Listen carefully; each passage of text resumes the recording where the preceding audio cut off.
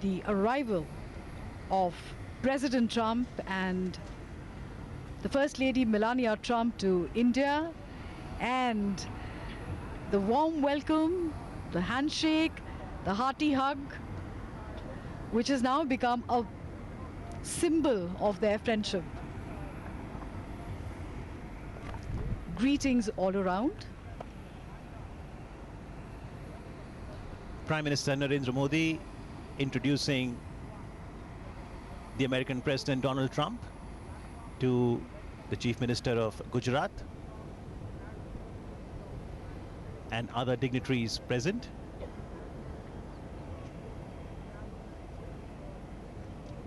This is the first visit to India by President Donald Trump.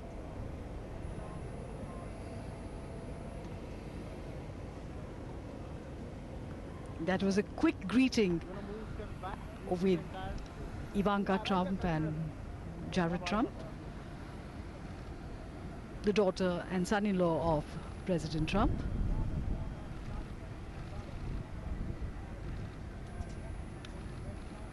A tri-services guard.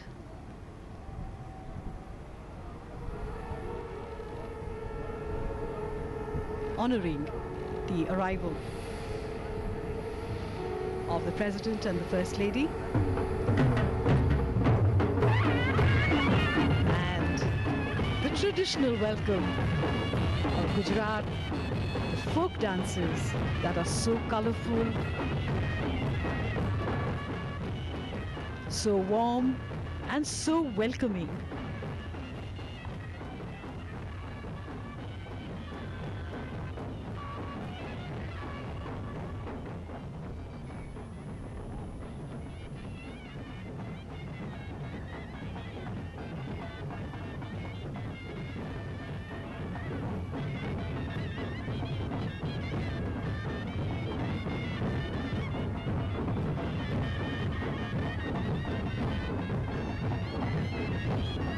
The blowing of the conch shells is considered auspicious, pious, and the sound there positively energizes the environment through the vibrations.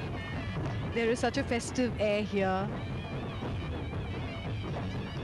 It is as if all of India has come alive to welcome her guests. And this sort of a greeting, this sort of a reception can only be given in India.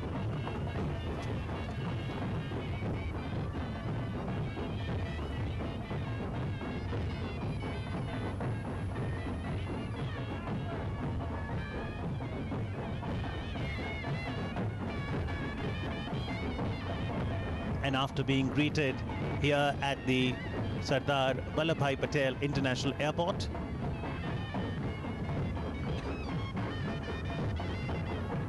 the American President, the First Lady,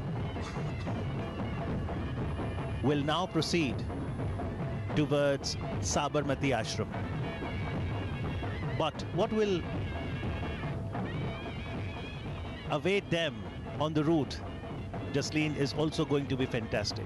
The cultural extravaganza, music, dance, arts, crafts await the arrival of the dignitaries on the route as the culture of 28 states of the country will be showcased.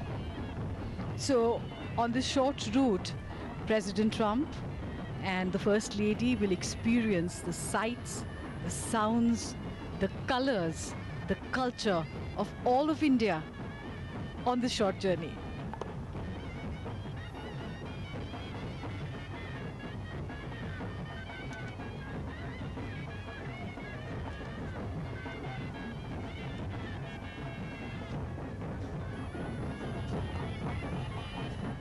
The utter joy of the dancers is infectious as they perform the umbrella dance. And the presidential beast, the armored vehicle, will move away from the airport in just a few moments from now. The tribal dance of Gujarat is a special attraction.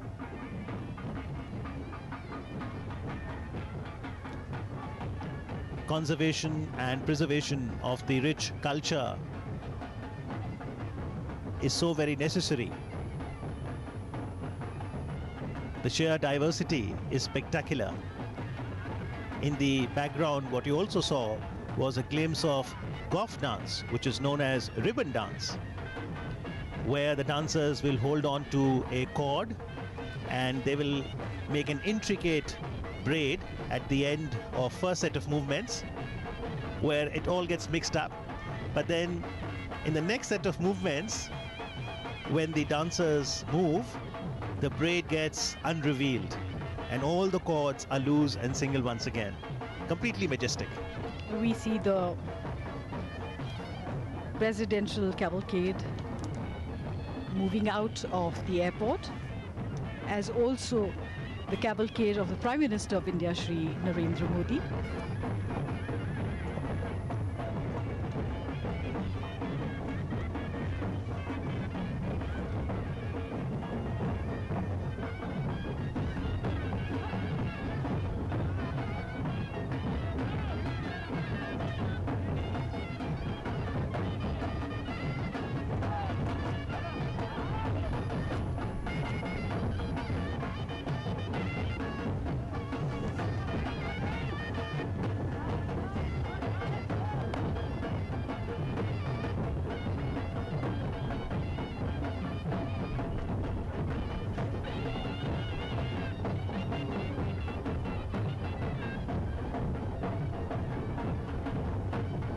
This is indeed a riot of color, as artists of all ages, young and old, men and women, dance in gay abandon.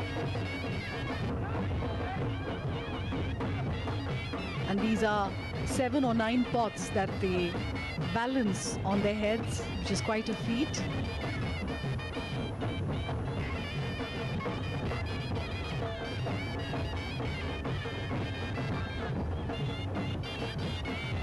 These are age-old traditions, offering a story to be told, a narrative that will help us chronicle the history better for a greater future. This is the soft power of India. The dhols, the costumes, the colors, the rhythm, the clash, the dandiya, the garba, the ribbon dance in the background.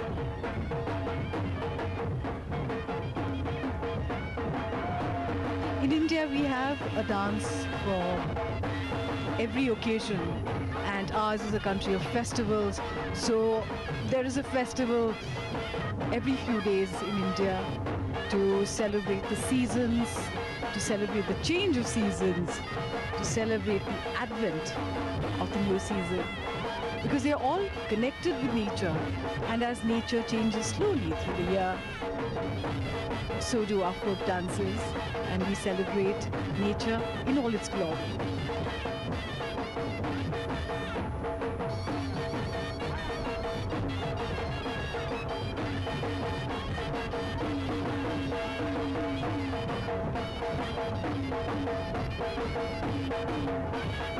The President's limousine, the Beast, now slowly moving out of the airport.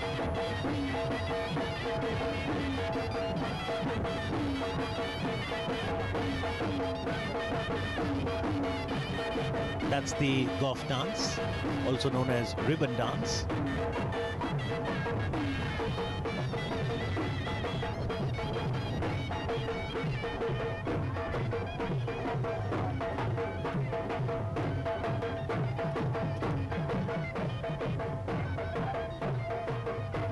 Very pleasant weather welcomes the guest.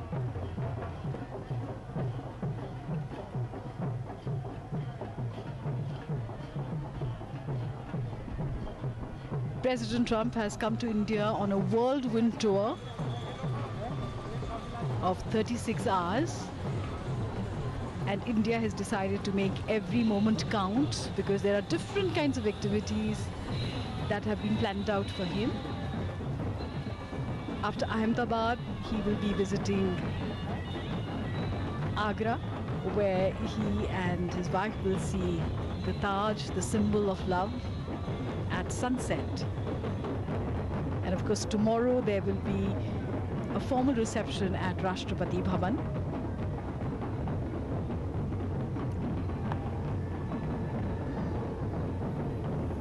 Intricate dance movements and then simplifying it. Joy in the air.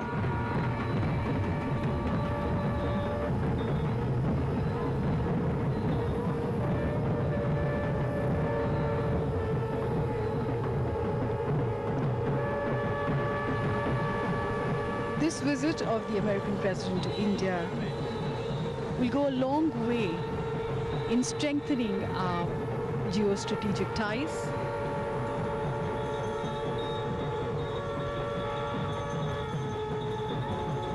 There will be many things which will be discussed on various subjects of mutual interest. And ours are complementary economies.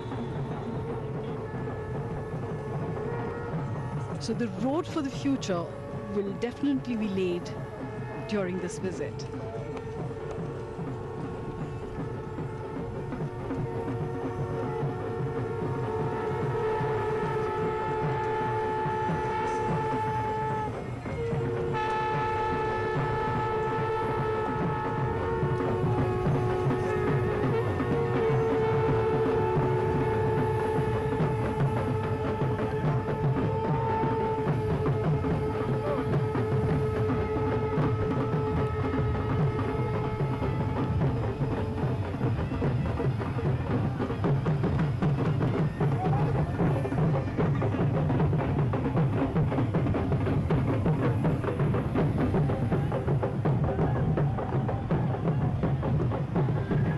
Greetings with bells. Bells are sacred in India.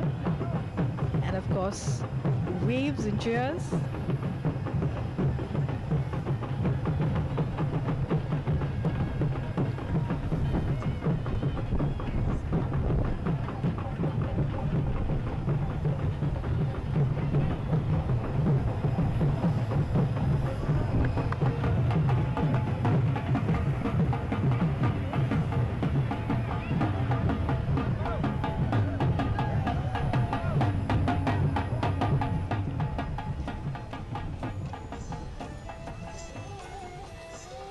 So the entire cavalcade now moves out of the airport towards the city.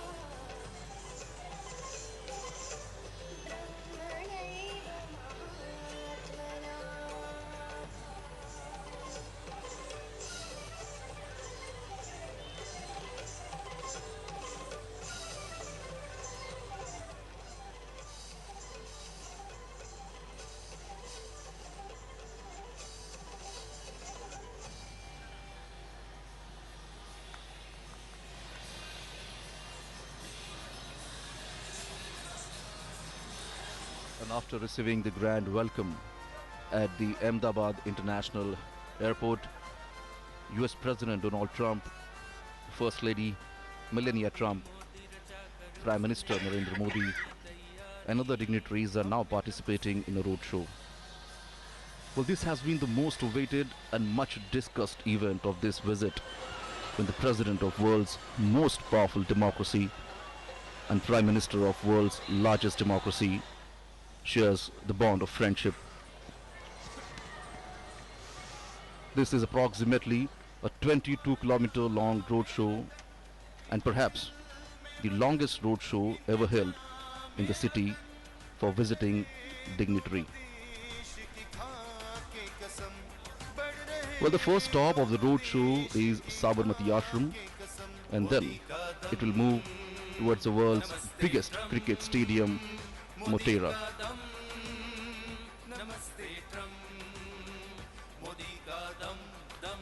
The roadshow has just left from the airport and now is reaching at the airport circle, and then it will move towards Sabarmati Ashram.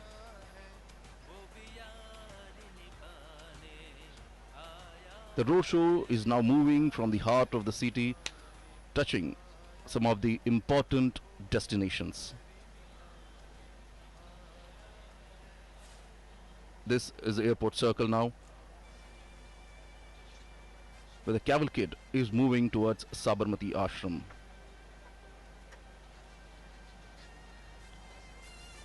This roadshow is a perfect example of Ek Bharat, Shresht Bharat. It talks about India is a unique nation whose fabric has been woven by diverse linguistic, cultural and religious threads held together into a composite national identity by a rich history of cultural evolution coupled with a rousing freedom struggle that was built around the tenets of non-violence and justice. And as you can see, peoples have actually gathered on both the sides of the road and greeted the leaders, the two leaders. And as you can see on your screens here, in this roadshow, more than 28 stages have been set up at various locations. And the artist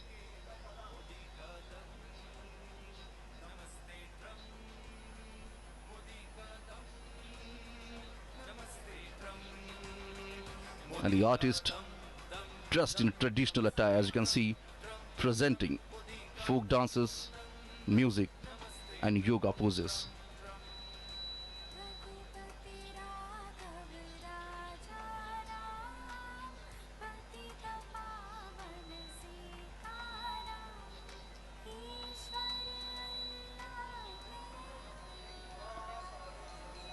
Whether it is east or west, north or south, and from many states of India, the talented artists have come here to showcase their talent and make the world aware of their arts. And this is a perfect platform when all the eyes are set on them. This is the soft power of India.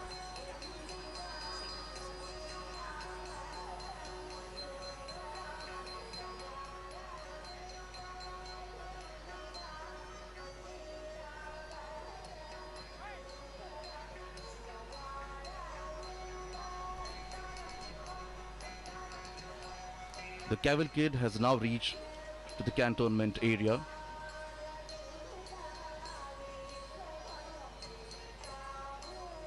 You can see people try to capture the movement in their mobile phones. Here we can see the history unfolds.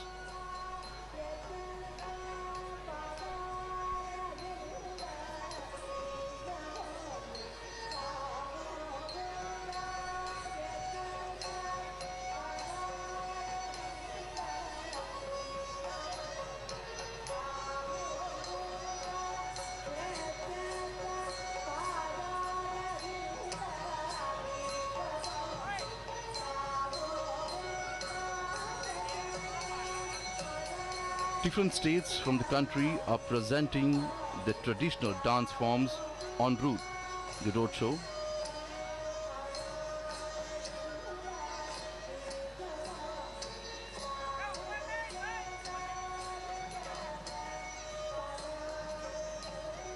The distance between the airport and the Sabarmati Ashram is about approximately 7 kilometers.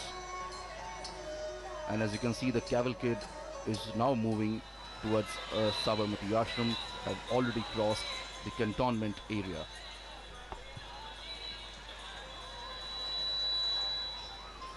It is now reaching at Hanuman Camp Road.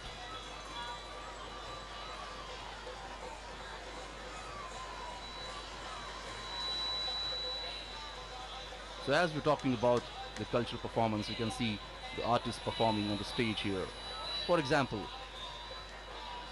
Gujarat, the state in India, is presenting the Garba. Garba is a form of dance which originated in the state of Gujarat, and many traditional Garbas are performed around a centrally lit lamp or picture or statue of goddess Shakti. Traditionally, it is performed during the 9-day Navratri festival.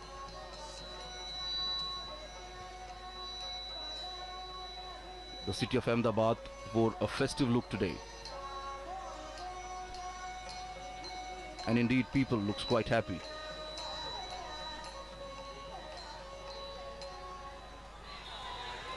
This is a golden Qatar gate where the cavalcade is reaching now.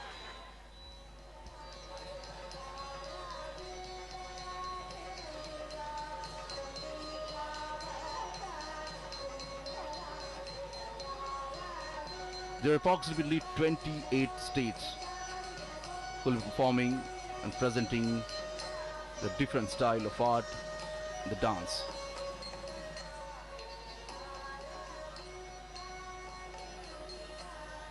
These artists have been performing and practicing since many years.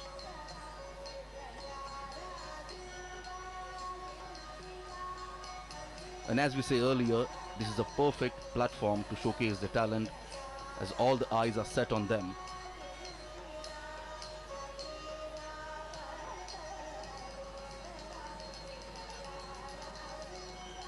And here the different states are performing, the artists are performing the local folk dance.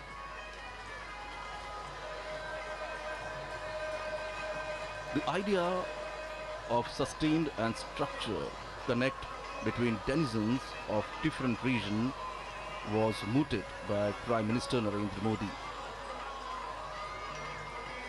Prime Minister propounded that cultural diversity is a joy that ought to be celebrated through the mutual interaction and reciprocity between people of different states and union territories, so that a common spirit of understanding resonates throughout the country.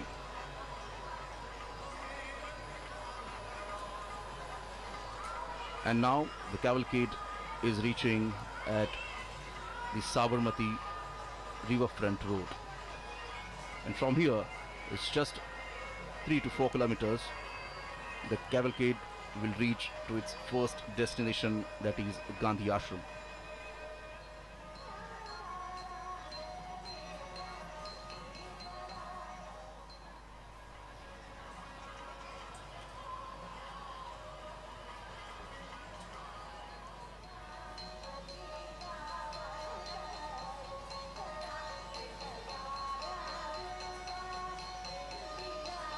Prime Minister Narendra Modi has personally and quite warmly hosted world leaders in Ahmedabad, and especially at the Sabarmati riverfront where this cavalcade is now turning. At the Sabarmati riverfront also we can see the artists are performing on the banks of the river of Sabarmati.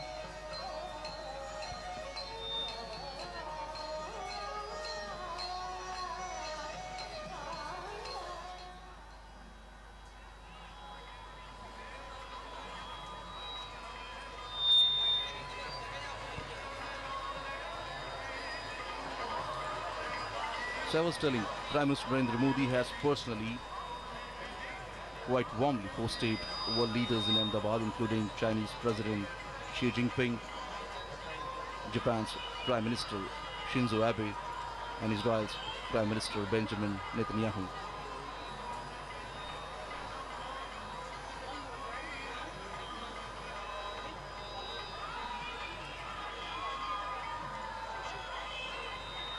The roadshow has reached to the Sabarmati Riverfront Road.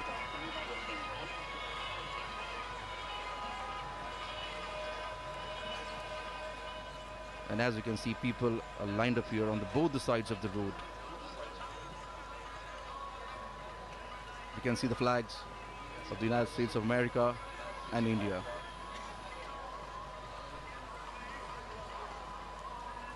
But this friendship is not just between the two leaders.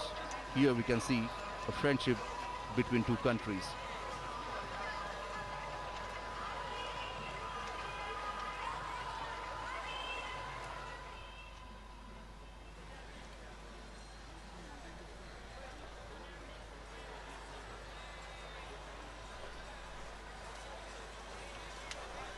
This is the Sabarmati riverfront.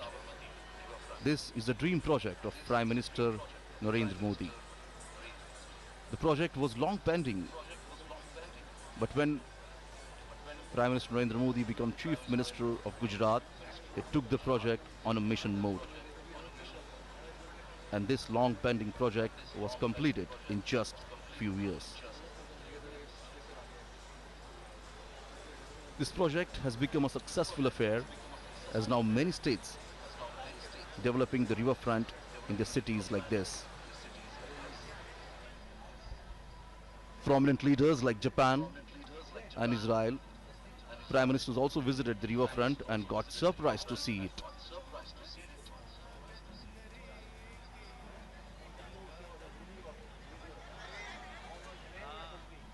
Under the leadership of Prime Minister Narendra Modi, the visit of foreign dignitaries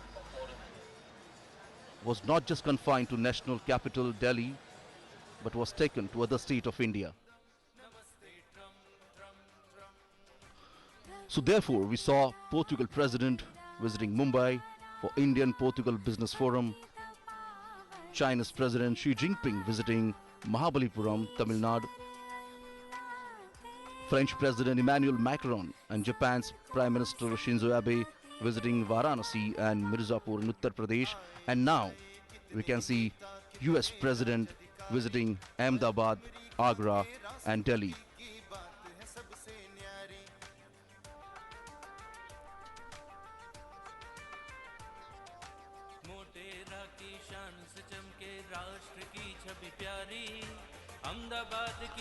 The carcade is now moving on the Subhash Bridge, and from here the Gandhi Ashram is just a couple of kilometers away.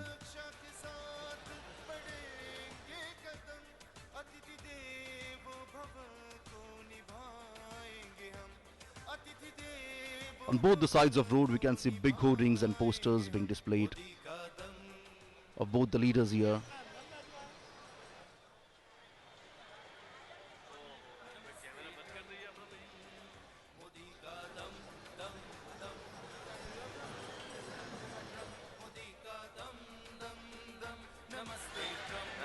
So as the first destination of this roadshow is Gandhi Ashram. The Gandhi Ashram is situated on the bank of Sabarmati river.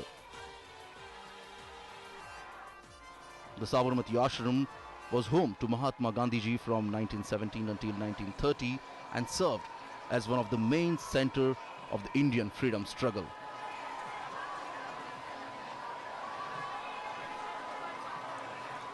As we can see, the cavalcade has reached on the Subhash Bridge. The cavalcade is now crossing Sabarmati river.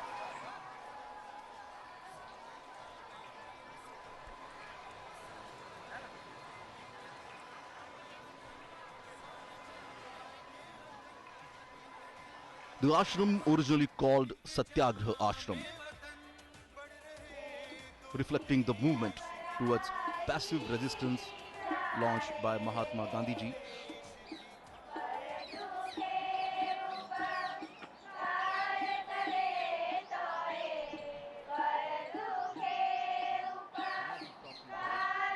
Ahmedabad city. The Ahmedabad city today wore a festive look here.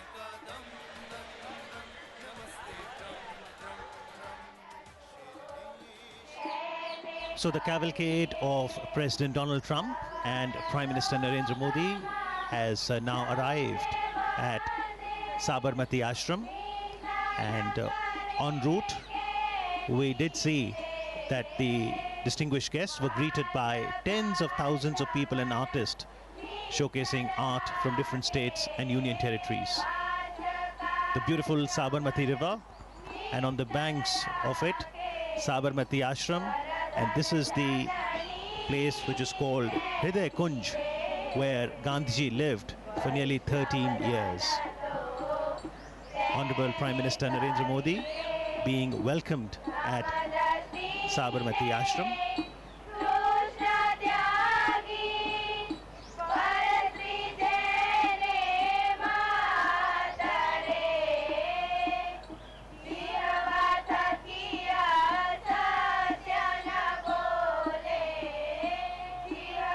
After working for 21 years in South Africa, Gandhiji returned to India in January 1915, and he chose to settle in Ahmedabad for a number of reasons. He could serve the country better through his mother tongue Gujarati. Ahmedabad, as an old center of hand weaving, would serve well to promote the spinning wheel or the charkha. And as a prime city of Gujarat, Ahmedabad would be a good source of financial support too.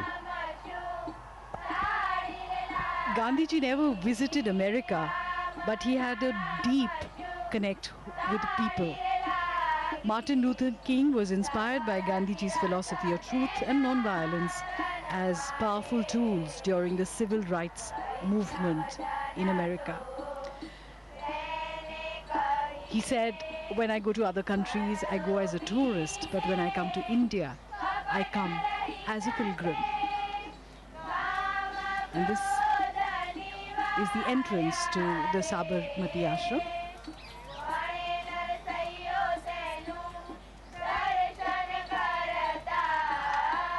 It has been preserved as it was during Gandhiji's time.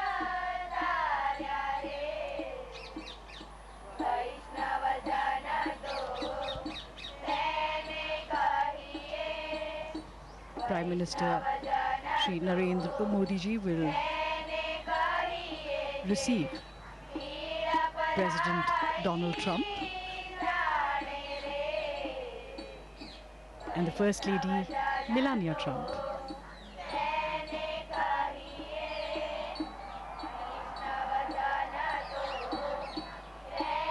A traditional welcome with a khadi angavastra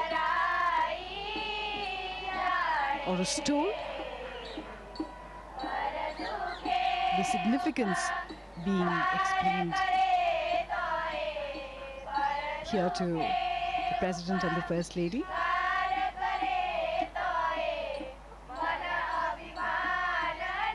And this is Hriday Kunj. This is where Mahatma Gandhi stayed during his 13 odd years here at Sabarmati. His presence is still palpable here. There is a deep sense of peace that permeates the air. His words still vibrate in the stillness here. The President will experience the essence of spiritual India as he enters this hallowed space.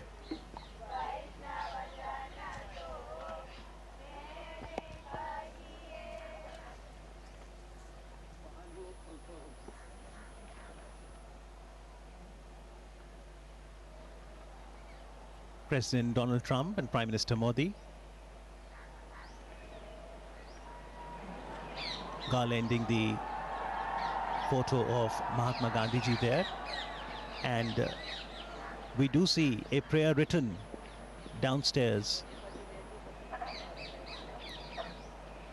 The prayer was written by Mahatma Gandhi in English, and it was titled Lord of Humility, where he expressed, let us be embodiments of self-sacrifice, embodiments of godliness, humility personified, that we may know the land better and love it more. This is the meeting place where Gandhiji used to meet a lot of people.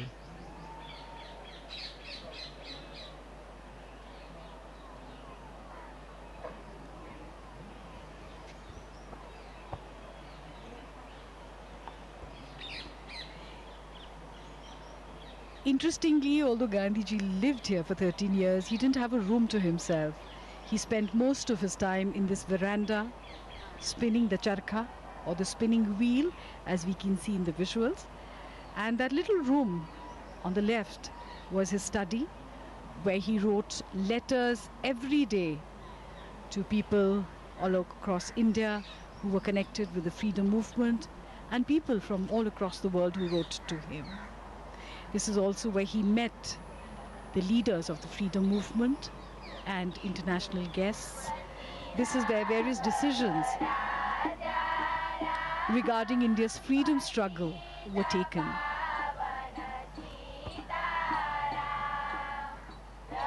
It was while living here that Mohandas Gandhi came to be known as Mahatma Gandhi. And this is the symbol of self-reliance, the spinning wheel, charkha. The charkha was Gandhiji's great tool for empowerment and dignity of labor. President Trump and the First Lady giving it a try. It also has great spiritual significance. Gandhiji used to say 1 hour spent in spinning would be equivalent to an hour in self-development for the spinner. It's very meditative when you spin the charkha.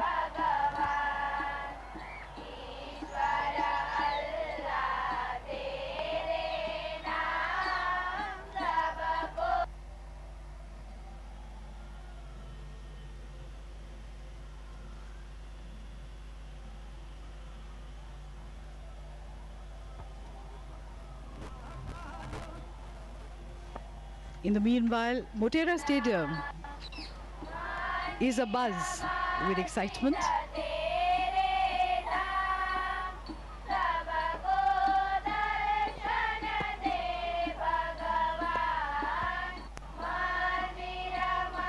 Lata Ben explaining how the yarn is spun.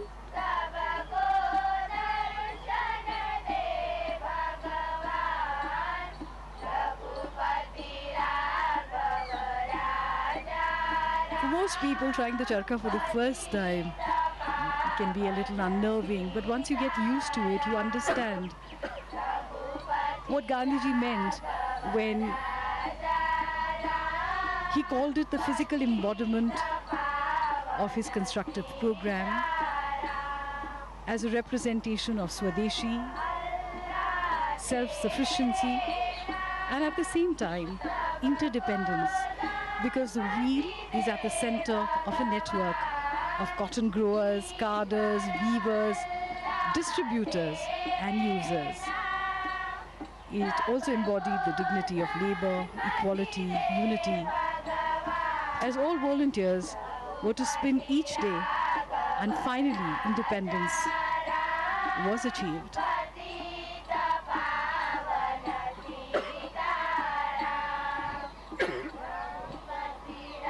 In fact, it has been called the livery of our freedom. That is what Khadi signifies for us. A few moments of introspection, trying to absorb the essence of Mahatma Gandhi, his teachings, and his philosophy. It's hard to imagine, but this is exactly how the Mahatma would have sat here with his international visitors.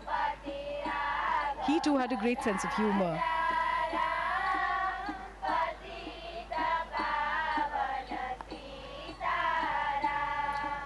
Interestingly, Gandhiji could write from both his hands, and sitting here in the veranda, he would meet a lot of world leaders and other guests as we now see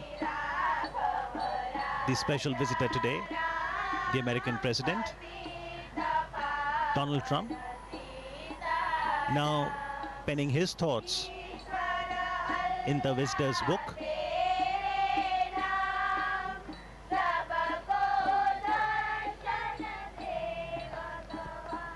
Foremost in the movements launched by Gandhiji from this very place, the Sabarmati Ashram, was the 385-kilometer Salt March from Sabarmati Ashram to Dandi on the south Gujarat coast.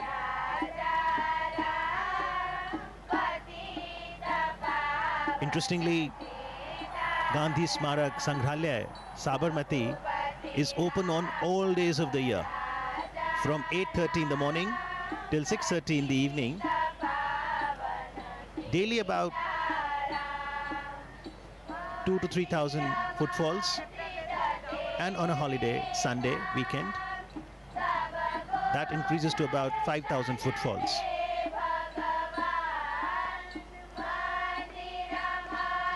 Mahatma Gandhi believed in an openness. He used to say, I do not want my house to be walled on all sides and my windows to be stuffed. I want the cultures of all lands to be blown about my house as freely as possible. But I refuse to be blown off my feet by any. This perhaps is the openness that he talked about. The people of all cultures, all traditions came here. The three monkeys of Mahatma Gandhi: speak no evil, see no evil, hear no evil. These were originally given to Mahatma Gandhi by a Japanese monk, and they became an essential part of his philosophy. And those philosophies, Jasleen, are still very relevant and encourage each one of us to ensure that we imbibe the core values of humanity, truth, non-violence, love, compassion, service, sacrifice, forbearance, and equality. The Sangrahalaya,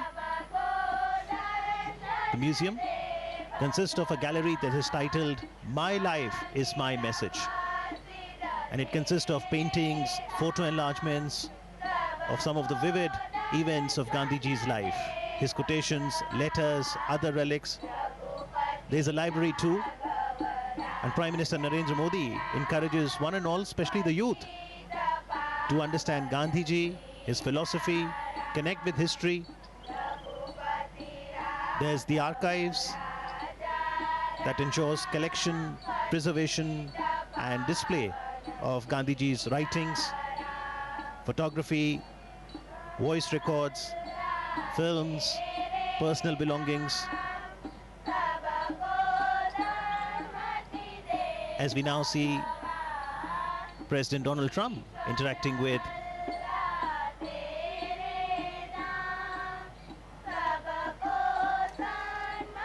the members of the Gandhi Smarak Sangrahalaya, Sabarmati.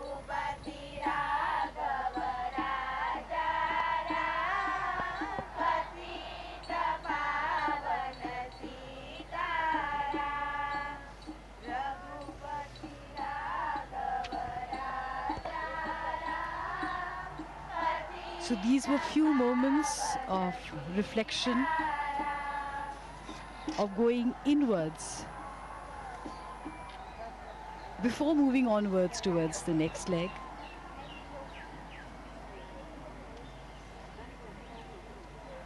Mahatma Gandhi said that to find oneself, one has to lose oneself in the service of others. And this is a pilgrimage where one can find this philosophy and through it find oneself. And now from the Sabarmati Ashram, the cavalcade will move to the new Motera Stadium, And for today, perhaps Motera is all set to transform into the loudest stadium in the world. That is quite true. We've been hearing loud cheers emanating from the stadium. The president's daughter, Ivanka Trump.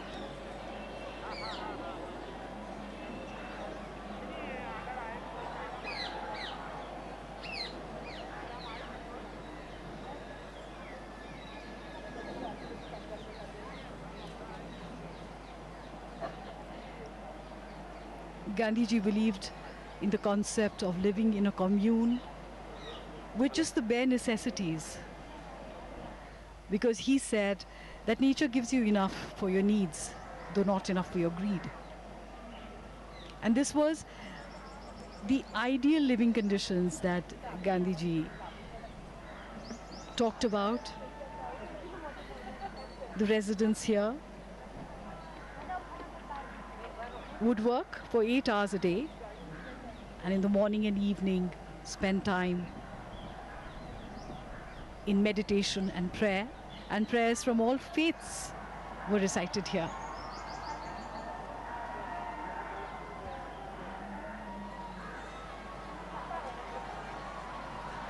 In fact, members of the ashram began their day by gathering to pray, and in the evening they returned to pray again and take stock of the day's activities. The entire environment, the trees, the calmness, the positive vibrations, the energy makes you feel very relaxed. And also, it sends a shiver down one's spine to think that this is exactly where Mahatma Gandhi lived. To breathe the same air that he once breathed is really special for the visitor. So whether it's the stillness one can experience at Sabarmati Ashram, or the loudest cheer that awaits at the Motera, it's an array of emotions that engulfs the life of a human being. Come to think of it, that is the essence of India, isn't it? We are the loudest and the most joyful when we celebrate our festivals with great color and a lot of music and dancing. And yet, when it comes to moments of reflection, we turn inwards. This is a part of life for most Indians. Despite the compulsions of modern day living.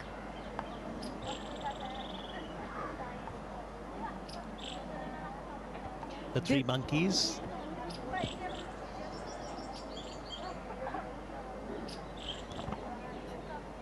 The three monkeys embody the very essence of Gandhiji's philosophy of seeing no evil, speaking no evil, and hearing no evil. So when you look for the good in others, you only see the good in others, which gets reflected in your own being. Because Gandhiji said we really are mirrors of each other.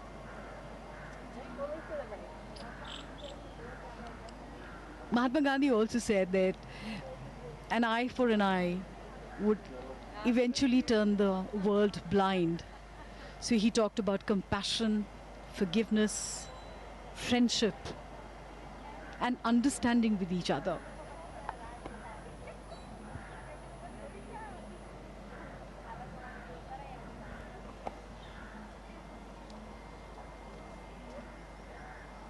To my great friend, Prime Minister Modi, thank you for this wonderful visit.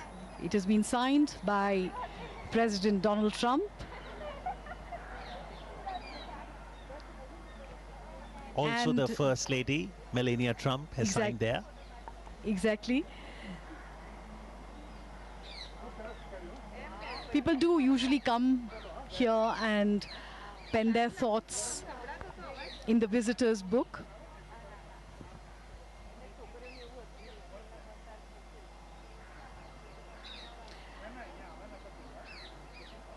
And this will be a wonderful visit for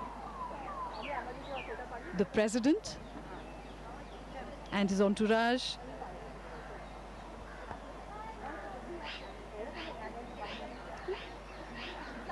The Prime Minister's carcade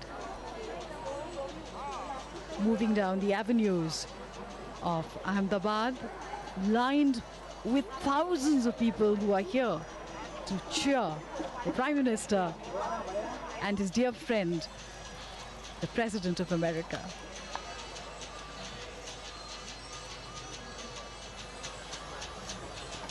The cavalcade is now moving towards the Motera Stadium, the Sardar Vallabhbhai International Cricket Stadium, which has been newly refurbished. And there are close to 1.5 lakh people who are waiting there to cheer the two great personalities who are the stars of the event.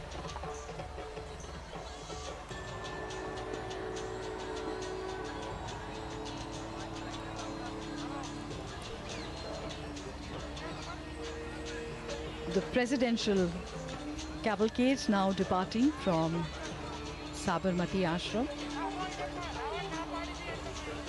Mahatma Gandhi's philosophy is still relevant today, and this can be seen by the fact that almost 2,000 people visit here daily and more than 5,000 people come to Sabarmati Ashram on weekends, waving and cheering the president along.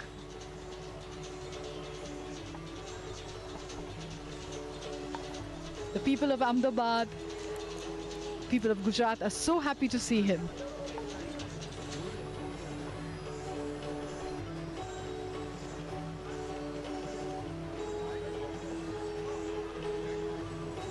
The next destination is Motera Stadium. As we can see, the cavalcade is now moving from Sabarmati Ashram. The message of peace and harmony given by Mahatma Gandhiji is still very relevant in contemporary era. The head of states and the head of governments had visited Gujarat mainly to visit Sabarmati Ashram, Gandhi Ashram. And the name of the dignitary includes Queen Elizabeth II, King of Jordan, Nelson Mandela, and Sri Lanka's former Prime Minister, Premadasa. The world has recognized and accepted the thoughts and ideology of Mahatma Gandhi, and hence we may see that many global leaders visit Gandhi Ashram to understand that.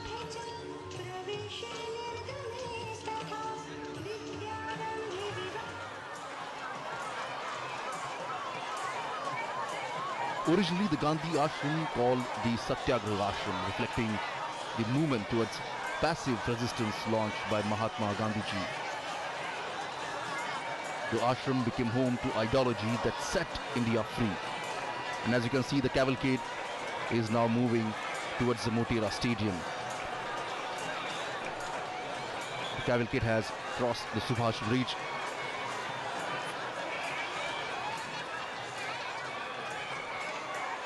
The ashram, as we're talking about, became the home to ideology that set India free. The Sabarmati Ashram, named for the river on which it sits, and was created with a dual mission: to serve as an institution that world carry on a search for truth, and a platform to bring together a group of workers committed to non-violence who would help secure freedom for India. And that's the reason even nowadays we can see the global leaders want to visit Gandhi Ashram. As you can see, the people have lined up here on the streets. The cavalcade is now moving towards Motera Stadium. It's a Subhash Bridge. We can see from where the cavalcade is moving.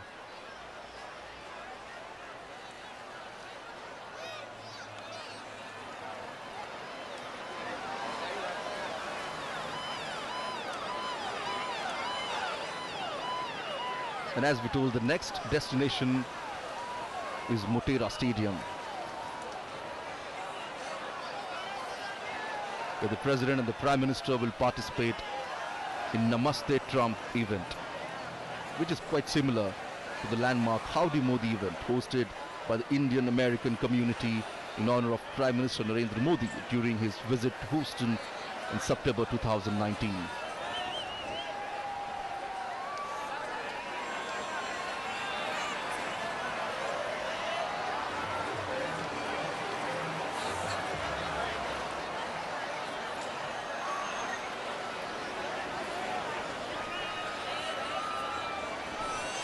The cavalcade is just crossing Sabarmati Riverfront Road, will go towards the airport square, and from there on will go to the Motera Stadium. The distance is about 17 kilometers from the Gandhi Ashram. And en route we can see some of the classical dance performance, the folk dance performance by the Indian artist.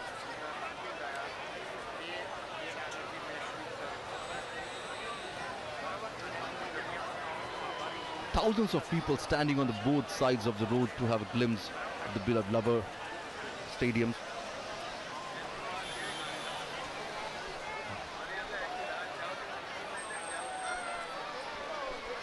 The Motera Stadium, Ahmedabad, came into being in 1982 and became witness to many milestones of Indian cricket. It was here that cricket legend Sunil Gavaskar completed 10,000 runs in Test cricket.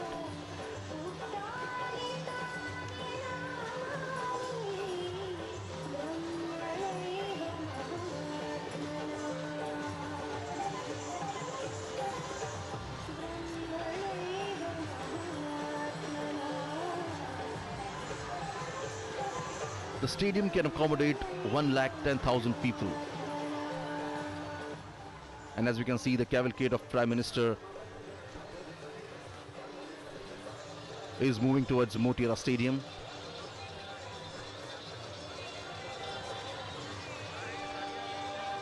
Transforming Motera Stadium into the world's biggest cricket stadium was the brainchild of Prime Minister Narendra Modi. The new stadium has many world-class facilities, including a clubhouse with 55 rooms, 76 corporate boxes, a gymnasium, and Olympic-sized swimming pool.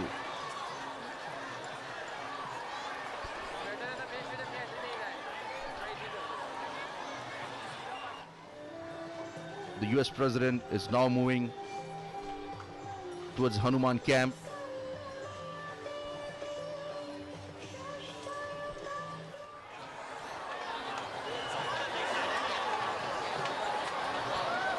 The newly built Motera Stadium is spread across 63 acres and can accommodate, as I told you, 110,000 spectators at a time. And it is also a green stadium committed to a sustainable use of electricity and water.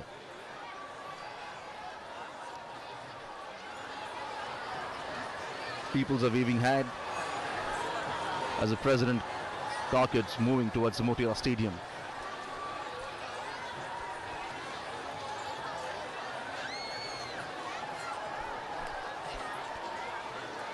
Ever since the Motera Stadium was announced, much of the focus has been on its size.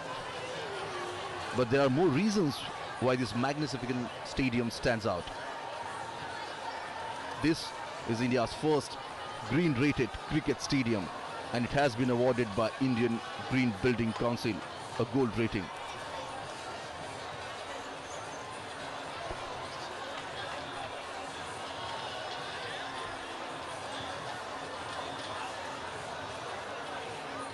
Well, a stadium of this size requires two things in huge quantity. One is the power, electricity for lighting, and the second is water to keep the field green. And on both these fronts, the stadium is highly sustainable.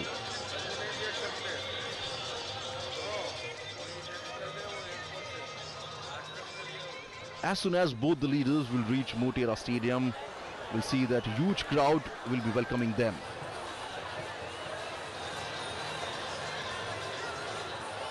A special cultural program is also organized at Motera Stadium. More than 1 lakh people have been waiting for both the leaders to arrive at Motera Stadium here.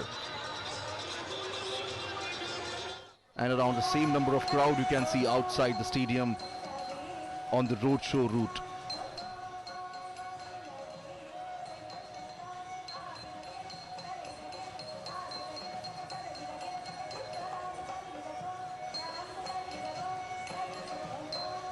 The sounds of drum beat and the folk music is quite evident here.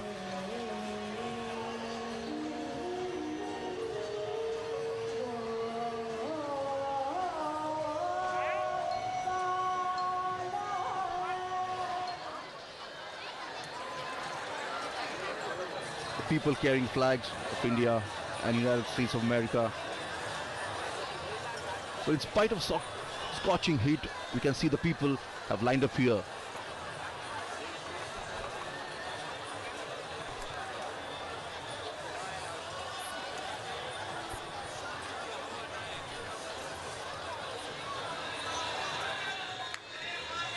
The big hoardings and posters can be seen at various strategic locations in Ahmedabad, welcoming US President Donald Trump in the city.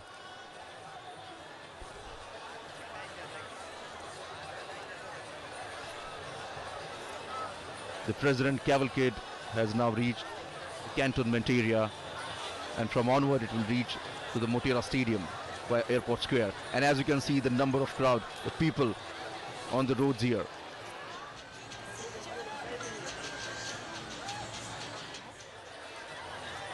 Managing such a crowd is a daunting task for the authorities here, but obviously we can see on the screen here the authorities have done their job quite well.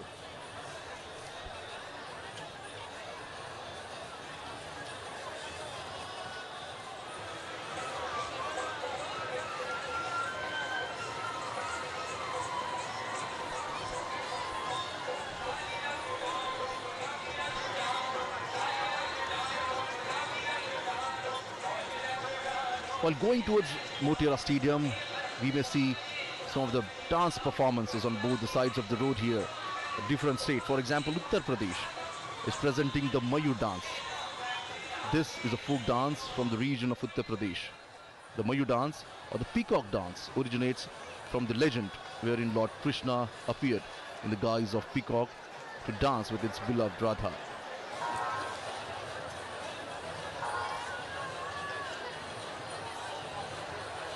The state of Delhi is presenting the Kathak dance. Kathak is one of the most elegant dance form of India, revolves around the concept of storytelling.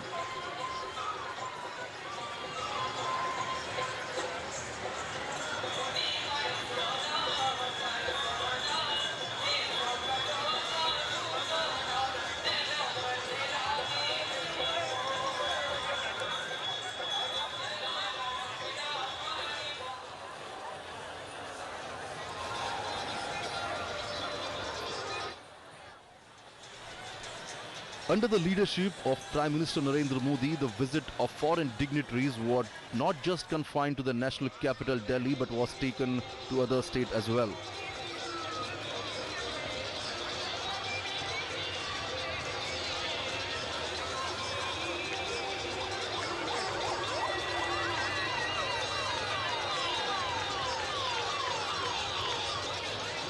The cavalcade has reached the airport circle, and from now it will move towards Indira Circle.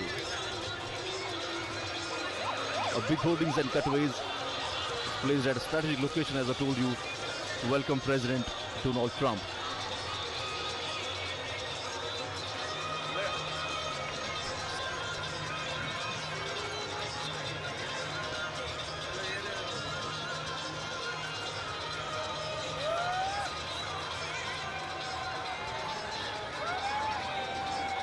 The friendship between both the countries is quite evident here.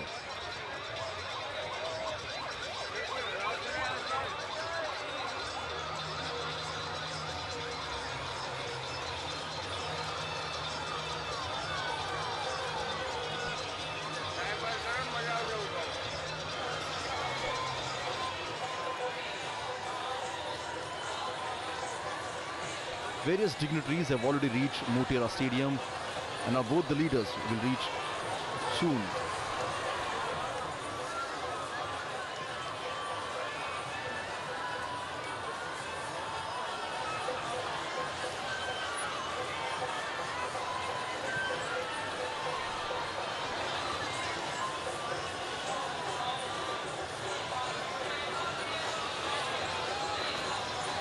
So talking about the Motera Stadium, he was discussing the Motera Stadium is a complete sustainable structure and it's known as a green building.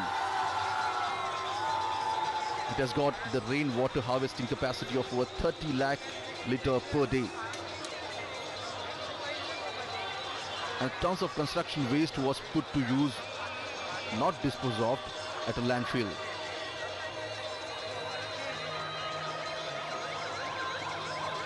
The commitment to sustainability makes the stadium a model for others to emulate here. And as we can see, the cavalcade has reached, the President cavalcade has reached the President, the airport circle.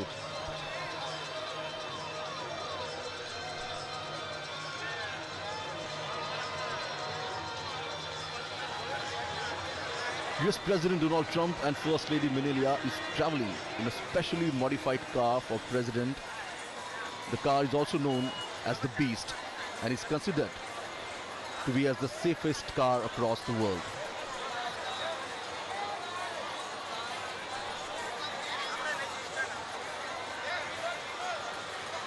Enthusiasm among the people is quite evident on the streets.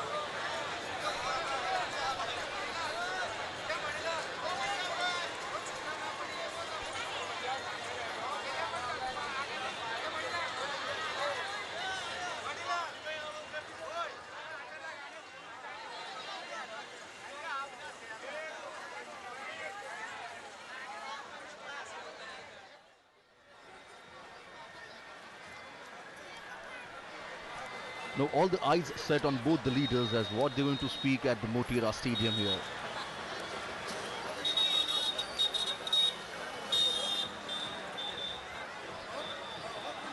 Howdy Modi program in Houston was such a big hit. And after that, when both the leaders are meeting in India, in Ahmedabad,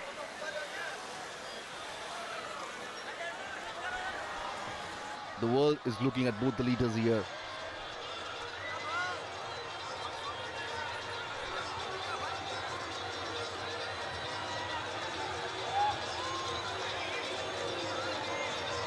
The cavalcade has reached Indira Circle.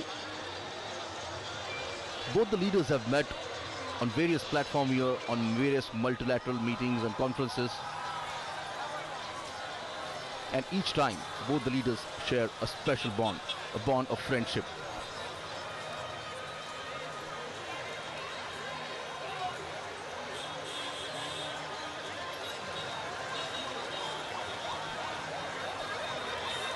Namaste Trump. This is the banner you can see at various corners in Ahmedabad city. Well, Ahmedabad is known for its trading community.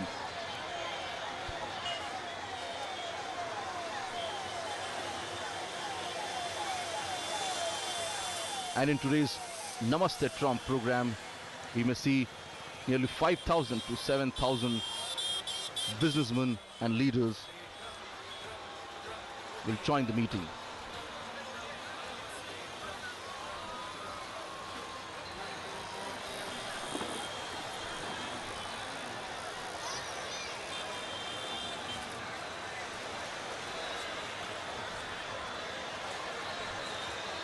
The cavalcade is now reaching at Indira Circle.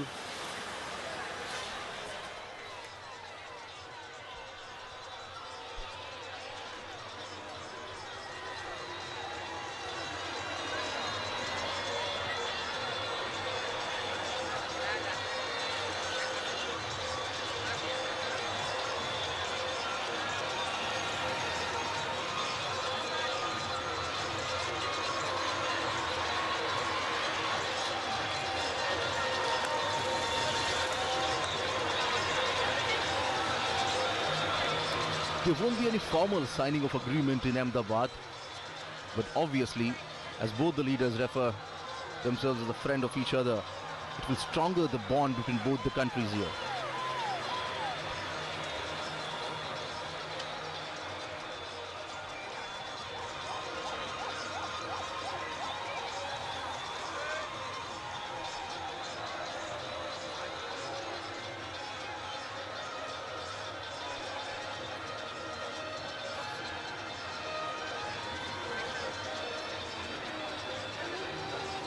Nearly 110,000 people waiting for the United States President at the Motera Stadium.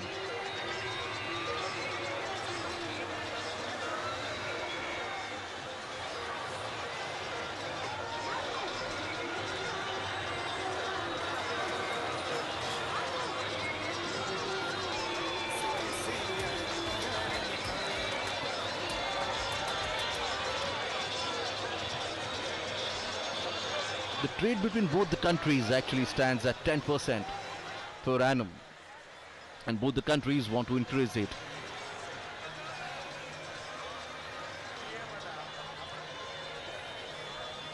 But it's not just a trade, but bilateral relation is equally important for both the countries, and that's the reason on various fronts, at various occasions, we have seen United States help support India on a global platform.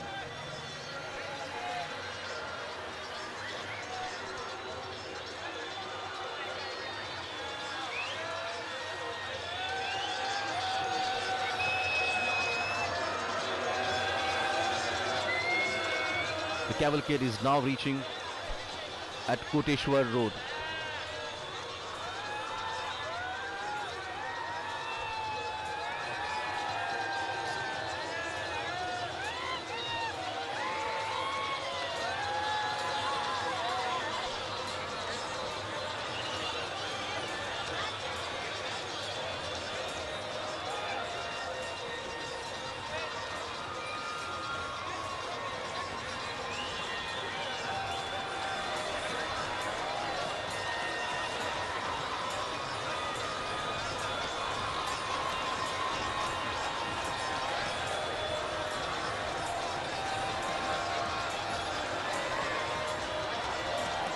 There are various issues and challenges that both the countries are facing.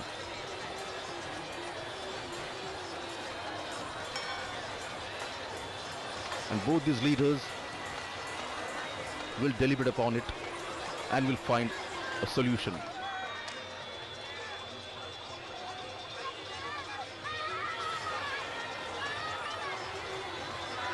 So this is the first leg of the US President Donald Trump to India.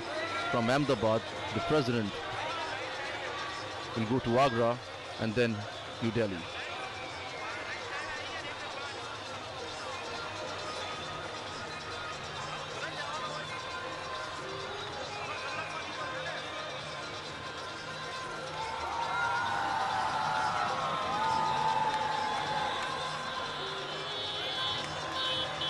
And there's a cultural performance we can see on the streets of Ahmedabad here.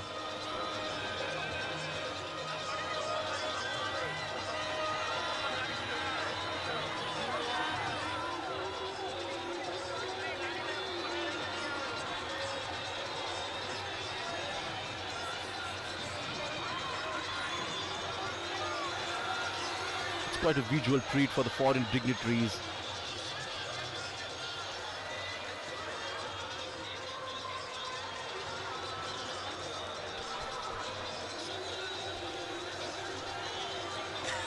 The cavalcade is moving towards Motera Stadium, is at now Koteshwar Road.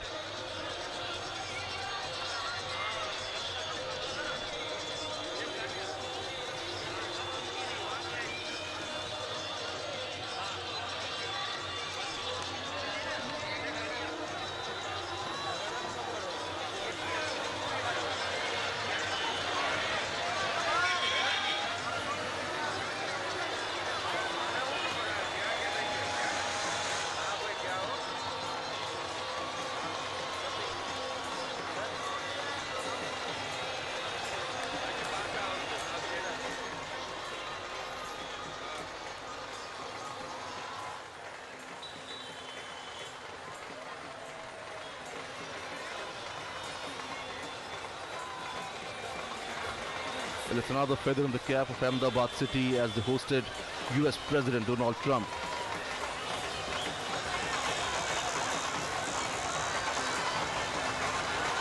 The cavalcade has reached now Ashram Road.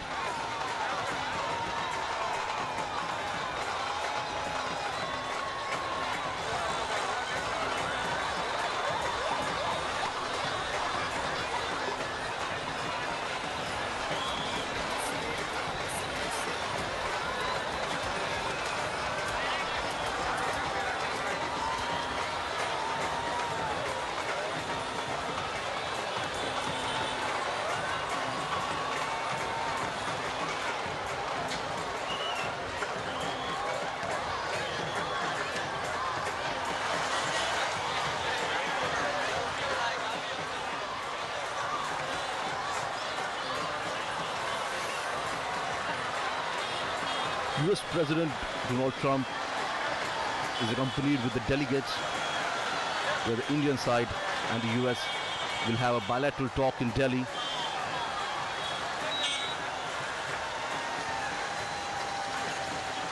As there are various issues that both the countries share a common goal.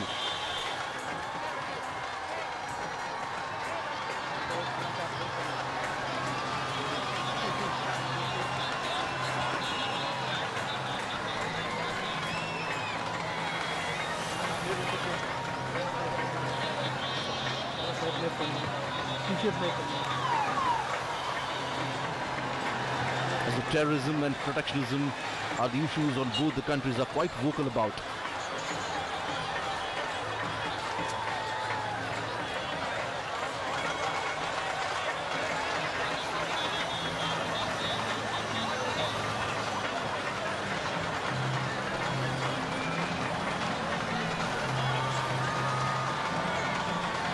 The cavalcade will now reach at Motera Stadium.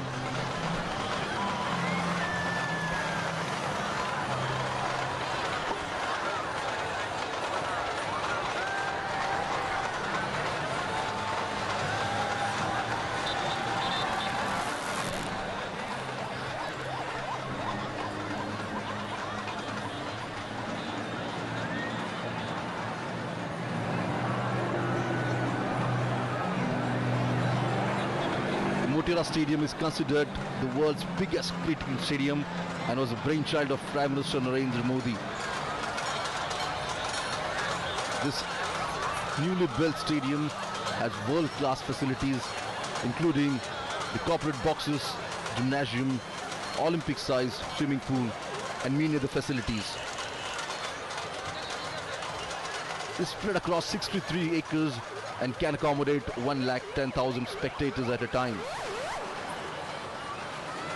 But it's not just about the size.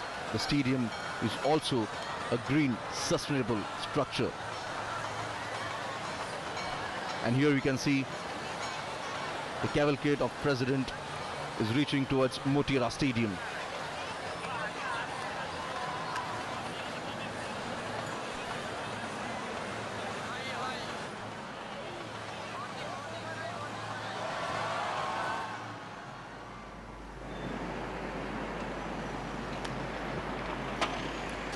The World Heritage City of Ahmedabad wears a festive look today as spectators on both sides of the road are greeting and cheering both the leaders, President Donald Trump and Prime Minister Narendra Modi, as we now see Prime Minister Modi's cavalcade nearing the new Motera Stadium.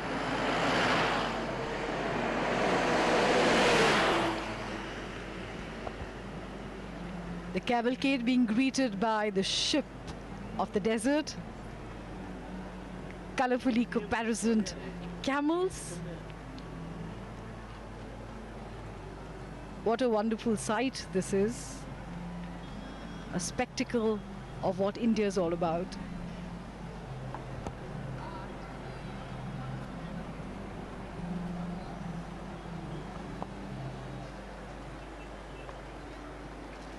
The Motera Stadium is the venue for the Namaste Trump event. The largest event, the grandest event of its kind anywhere in the world.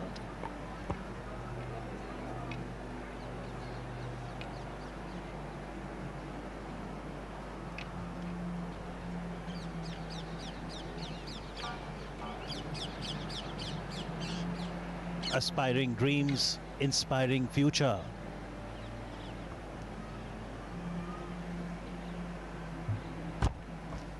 The ties between the two nations, India and the United States, are grounded in the common values and shared commitment to democracy.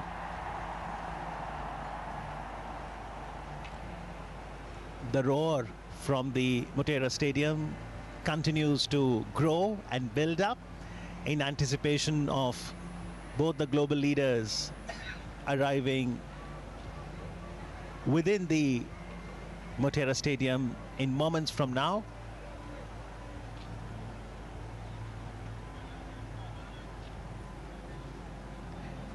Prime Minister Modi had reached Ahmedabad today, over an hour before President Trump did. Prime Minister was present at the airport to welcome the US President.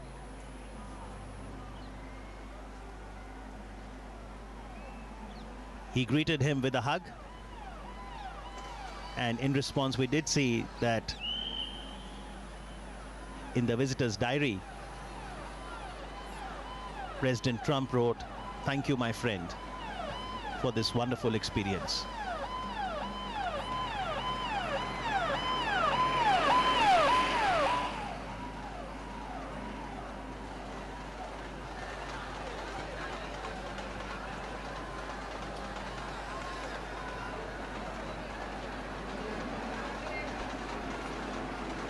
Adequate security arrangements have been made throughout the route. And the idea also is that the spectators on both sides of the road can get a glimpse of their beloved leaders and also of the cultural diversity and heritage on display. Robust relations, democratic traditions. The United States of America is the world's oldest democracy, and India its largest.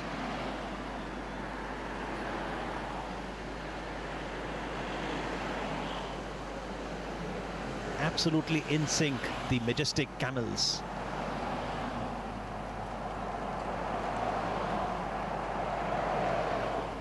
Reminds me of the border security force.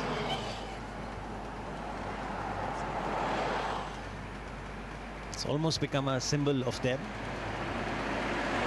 That's the first recall we have. And not only in security, you've got the Gujarat police, you've got the central paramilitary forces, other security agencies, all trying to ensure that there is no untoward incident, but most importantly, that everyone in attendance enjoys this festival and welcomes the visitor with joy.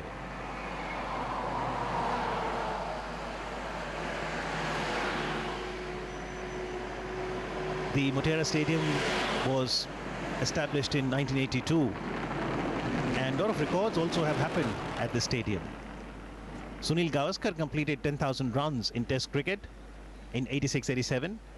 Kapil Dev scalped his 432nd wicket in Test to surpass Sir Richard Hadley's record, thus becoming the highest wicket taker in Test cricket at that time.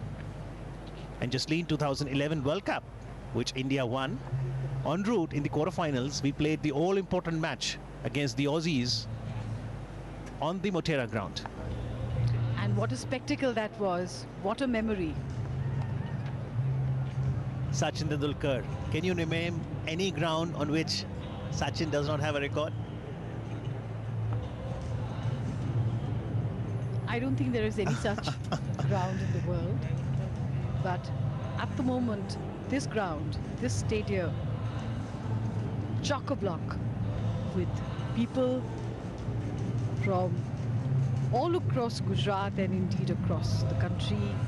They have come here to witness this spectacle, this mega event, the largest event of its kind anywhere in the world. Namaste Trump. And we've been hearing cheers emanating from the stadium from early in the morning when people started trickling in from 7:30 or 8 in the morning. It's a very bright, sunny day.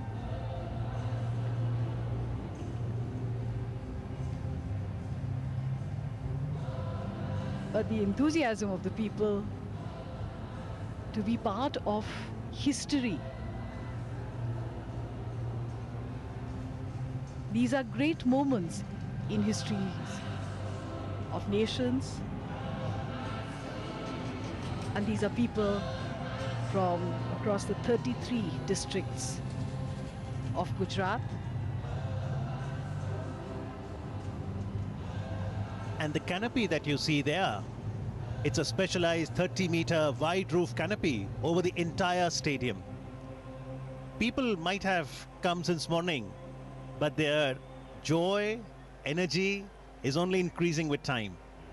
Young children, students, youth, artists, they're all gathered here. Arts, culture, sports, cinema, music, folk dances, all of this is the soft power of a nation. And today, we are having an amazing experience of the soft power of India. And these are people from all walks of life, students, businessmen, office goers, the young, the old, and especially the children who always get most enthusiastic.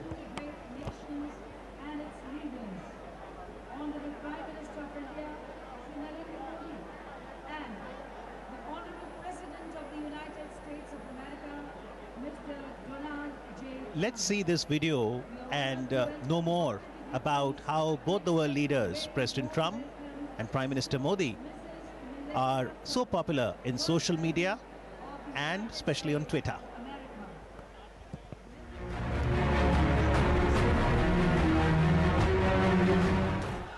They are the leaders of the world's largest and oldest democracies.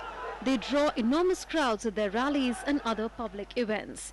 They both rose to power as leaders of the masses.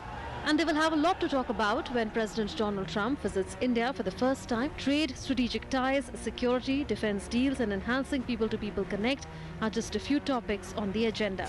The US market has been the single largest market for Indian exporters. For expectations of a mini trade deal because it's important for India. Defense deals will definitely be on the table, including perhaps for helicopters, and there's talk because the US has sent to the Congress the notification for authorization of sale of integrated air defense systems. The two leaders may find they have much in common if they venture into the world of social media. Both are prolific users of social networking sites. Donald Trump is the most popular head of state or government with 72.6 million followers on Twitter, while Prime Minister Modi is at number 2 with 53.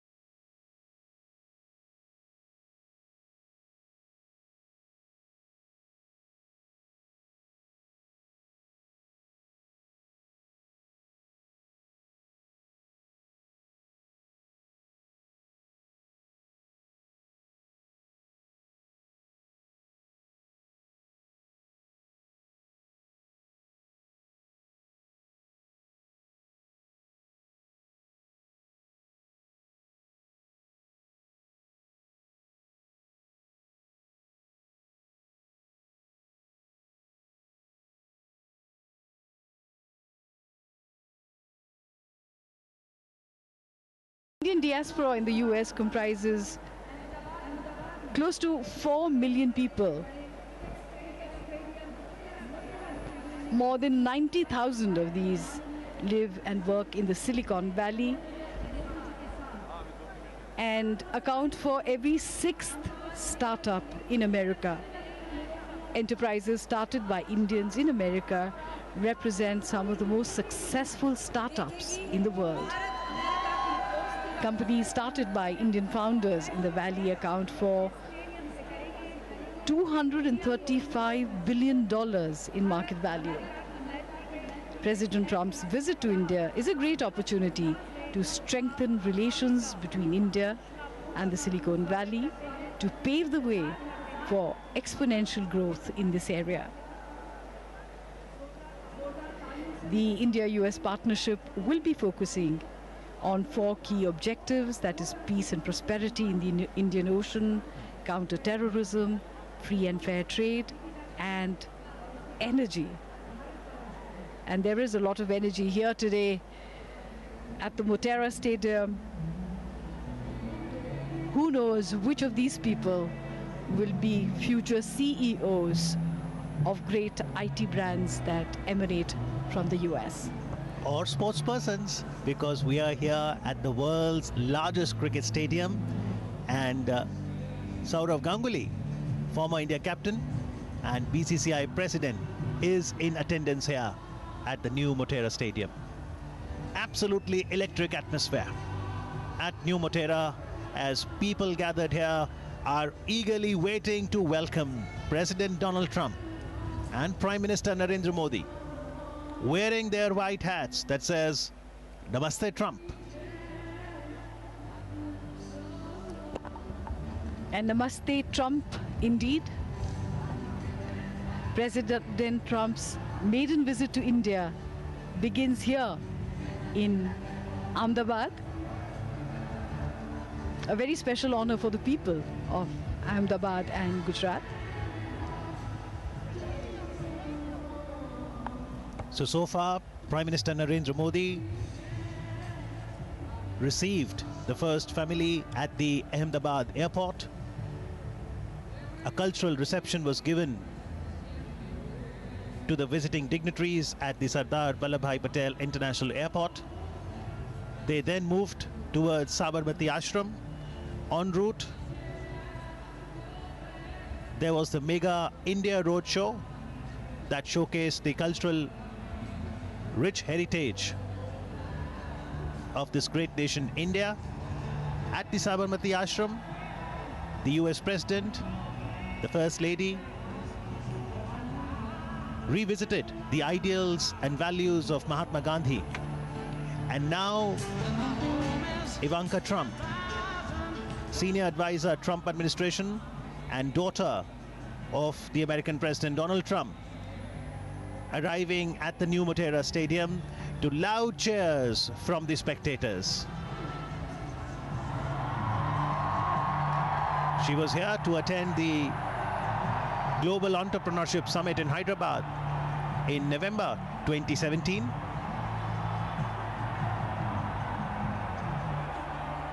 Very happily posing for photographs with the joyful audience there.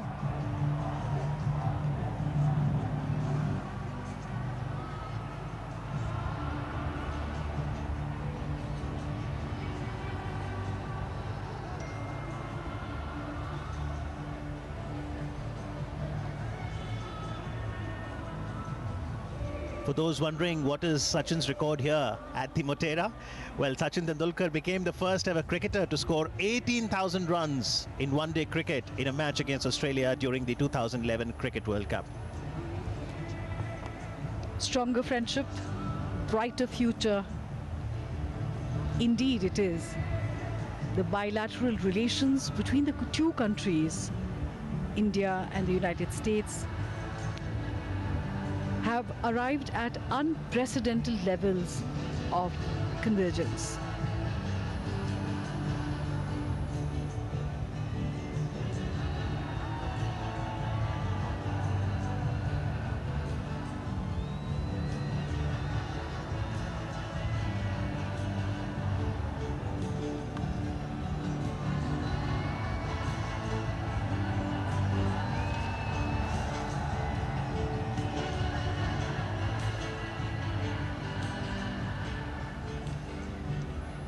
cricket aficionados in our country, cricket lovers, when they have been coming to Motera before, it took 1.5 years to refurbish the stadium from its earlier avatar, would have cheered with as much gusto when Javagal Srinath took 6 wickets in the 4th innings of a test match against South Africa, where the visitors faltered while chasing 170 to win, ending up at 105 all out. Do you think it was the same kind of cheering? Well, the cheer only continues to grow, and not only for cricket. India is ready for football too, because this year India is going to host FIFA Under-17 Women World Cup for the first time ever. And while the finals will be held at Navi Mumbai, Ahmedabad, the World Heritage City, will also be one of the venues. So all of these spectators will also get to see some football. Ivanka Trump, meanwhile, happily posing for the photographs. These will be memories she will also cherish for lifetime, because India is a land known for hospitality, diverse culture, rich heritage.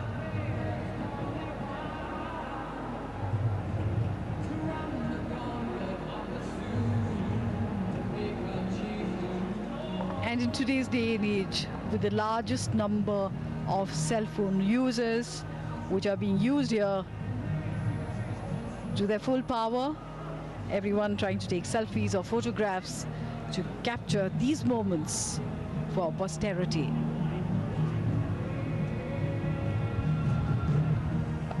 This stadium is spread across 63 acres of land with 3 entry points.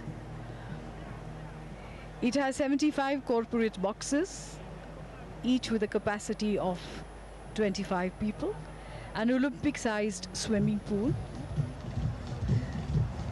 A unique feature of the stadium are the LED lights instead of the usual floodlights at cricket grounds. This is a first of its kind design. The LED lights have been installed on an antibacterial fireproof canopy.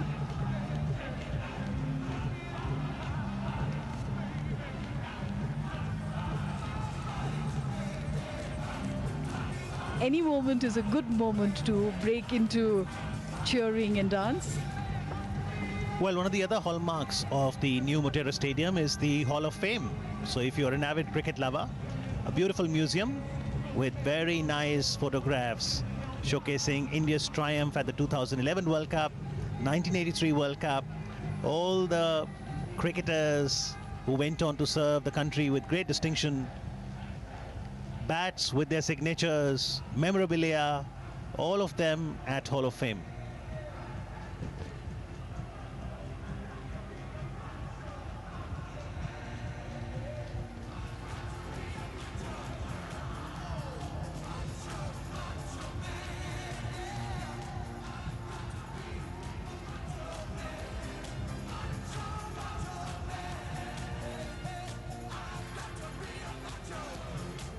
Anticipation just building up to see both the global leaders on the stage, and in moments from now you will see Prime Minister Narendra Modi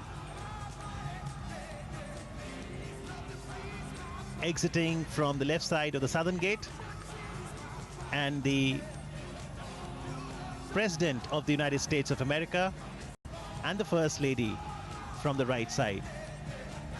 And as leaders would walk through the tunnel like we saw in the Howdy Modi event and come out on the ramp from their respective side, handshake in the middle of the ramp, one can only imagine the roar from the spectators gathered here at the Sardar Vallabhbhai Patel Stadium, popularly known as New Motera Stadium.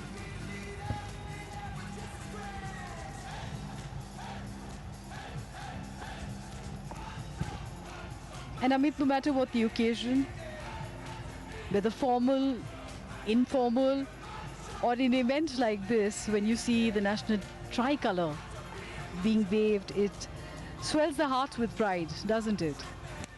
Absolutely. See these colors. Women in their bridal finery, all dressed up for the occasion. Truly, this is a historic milestone for Indo-US friendship.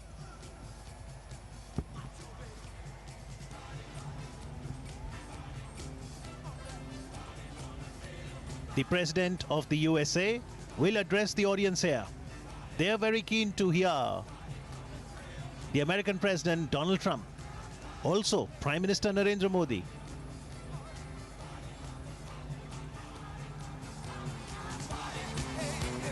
As we now see Prime Minister Narendra Modi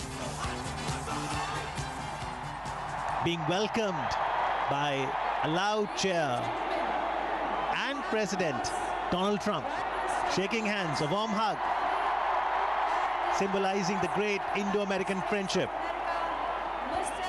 The aim is to strengthen and deepen the ties further, as we see the First Lady of the United States of America and both the global leaders reciprocating to the cheers by the spectators.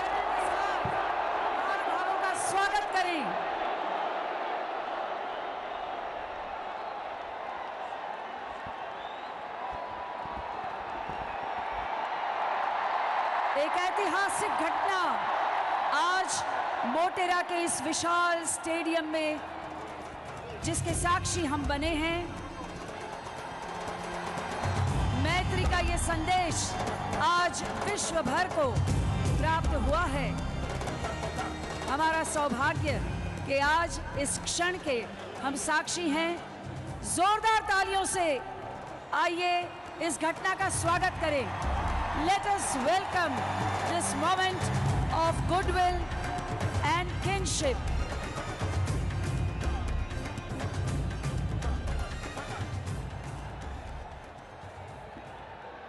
We now request you all to rise for the national anthems.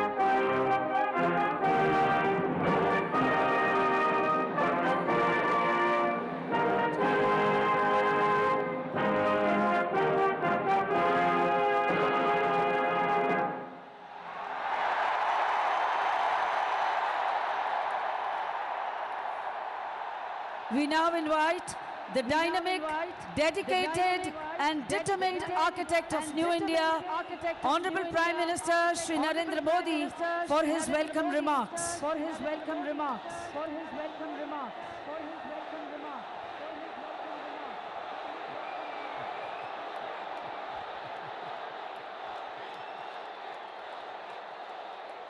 Bharat माता की, भारत माता की,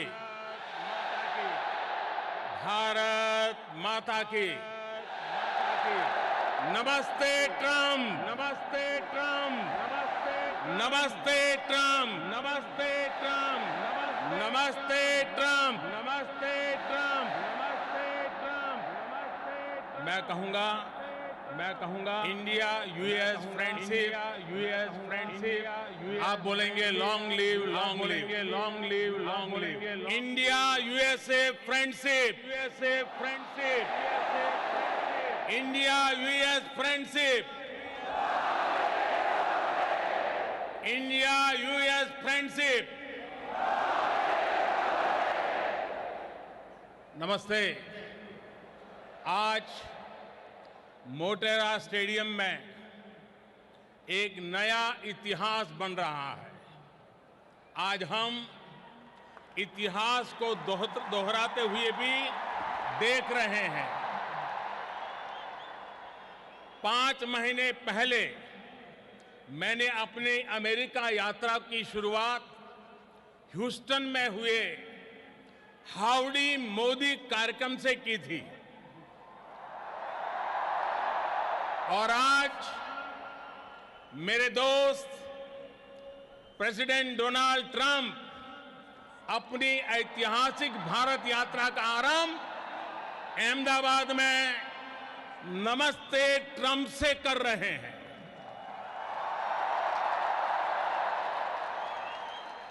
आप कल्पना कर सकते हैं, वो America से सीधे यहां पहुंचे हैं। इतनी लंबी जर्नी के बाद भारत में उतरते ही प्रेसिडेंट ट्रंप और उनका परिवार सीधे साबरमती आश्रम गया और फिर इस कार्यक्रम में आया है। दुनिया की सबसे बड़ी डेमोक्रेसी में आपका हृदय से बहुत बहुत स्वागत है। ये धरती गुजरात की है, लेकिन आपके स्वागत के लिए जोश पूरे हिंदुस्तान का है। ये उत्साह, ये आसमान तक गूंजती आवाज, ये पूरा वातावरण एयरपोर्ट से लेकर के यहां स्टेडियम तक हर तरफ भारत की विविधताओं के रंग ही रंगा हुआ नजर आ रहा है। और इन सब के बीच president Trump, first lady Melania Trump, Ivanka और जैरेड की उपस्थिति, प्रेसिडेंट ट्रंप का अपने परिवार के साथ यहां आना भारत अमेरिका रिश्तों को एक परिवार जैसी मिठास और घनिष्ठता की पहचान दे रहा है। India USA relations are no longer just another partnership. It is a far greater and closer relationship. इस कार्यक्रम का जो नाम है नमस्ते, उसका मतलब भी बहुत गहरा है। ये दुनिया की प्राचीनतम भाषाओं में से एक संस्कृत का शब्द है। इसका भाव है कि सिर्फ व्यक्ति को ही नहीं, उसके भीतर व्याप्त डिविनिटी को भी हम नमन करते हैं। इतने भव्य समारोह के लिए मैं गुजरात के लोगों का, गुजरात में रहने वाले अन्य राज्य के लोगों का अभिनंदन करता हूं। मिस्टर प्रेसिडेंट, फ्रेंड्स, आज आप उस भूमि पर हैं जहां 5000 साल पुराना प्लांट सिटी धौलावीरा रहा है और इतना ही पुराना लोथल सी पोर्ट भी रहा है। आज आप उस साबरमती नदी के तट पर है जिसका भारत की आजादी में अहम स्थान रहा है। आज आप विविधता से भरे उस भारत में हैं जहां सैकड़ों भाषाएं बोली जाती हैं, सैकड़ों तरह के परिधान हैं, सैकड़ों तरह के खान पान है, अनेकों पंथ और समुदाय है। हमारी ये रिच डाइवर्सिटी में यूनिटी और यूनिटी की वाइब्रेंसी भारत और अमेरिका के बीच मजबूत रिश्ते का बहुत बड़ा आधार है। एक लैंड ऑफ द फ्री है तो दूसरा पूरे विश्व को एक परिवार मानता है। एक को स्टैच्यू ऑफ लिबर्टी पर गर्व है तो दूसरे को दुनिया की सबसे ऊंची प्रतिमा सरदार पटेल की स्टैच्यू ऑफ यूनिटी का गौरव है। There is so much that we share, shared values and ideals, shared spirit of enterprise and innovation, shared opportunities and challenges, shared hopes and aspirations. मुझे खुशी है कि प्रेसिडेंट ट्रंप की लीडरशिप में भारत और अमेरिका की फ्रेंडशिप और अधिक गहरी हुई है और इसलिए प्रेसिडेंट ट्रंप की ये यात्रा भारत और अमेरिका के संबंधों का नया अध्याय है। एक ऐसा अध्याय जो अमेरिका और भारत के लोगों को प्रोग्रेस एंड प्रॉस्पेरिटी का नया दस्तावेज बनेगा। फ्रेंड्स, प्रेसिडेंट ट्रंप बहुत बड़ा सोचते हैं और अमेरिकन ड्रीम को साकार करने के लिए उन्होंने जो कुछ किया है दुनिया उसे भली भांति परिचित है। आज हम पूरे ट्रंप परिवार का विशेष अभिनंदन करते हैं। फर्स्ट लेडी मेलानिया ट्रंप, आपका यहां होना हमारे लिए बहुत बड़े सम्मान की बात है। हेल्दी और हैप्पी अमेरिका के लिए आपने जो किया है उसके अच्छे परिणाम मिल रहे हैं। समाज में बच्चों के लिए आप जो कर रही हैं वो प्रशंसनीय है। आप कहती हैं बी बेस्ट।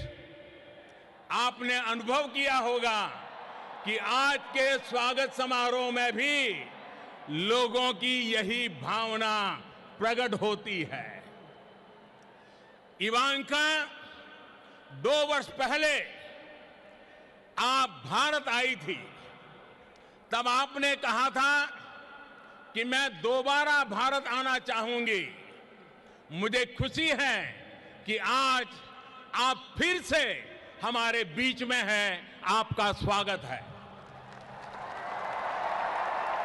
जैरेड, आपकी विशेषता है कि आप लाइमलाइट से दूर रहते हैं, लेकिन आप जो काम करते हैं उसका प्रभाव बहुत होता है उसके दूरगामी परिणाम निकलते हैं।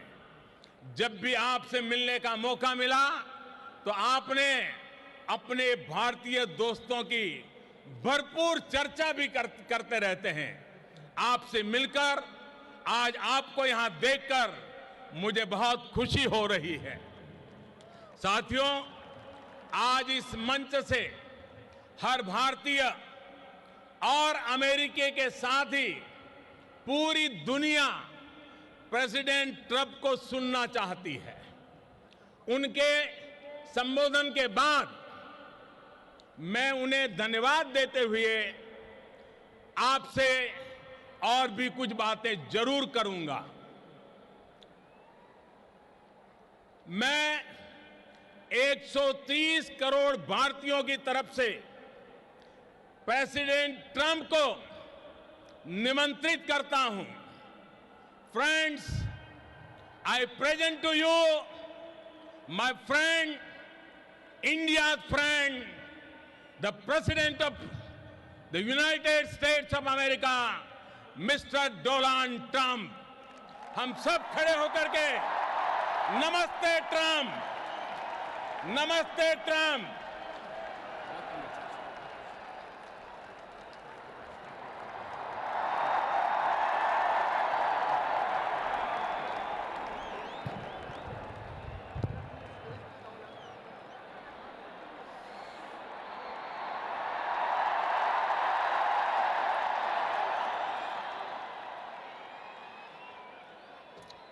Namaste. Namaste. And hello to India. This is such a great honor. Let me begin by expressing my profound gratitude to an exceptional leader, a great champion of India, a man who works night and day for his country, and a man I am proud to call my true friend, Prime Minister Modi.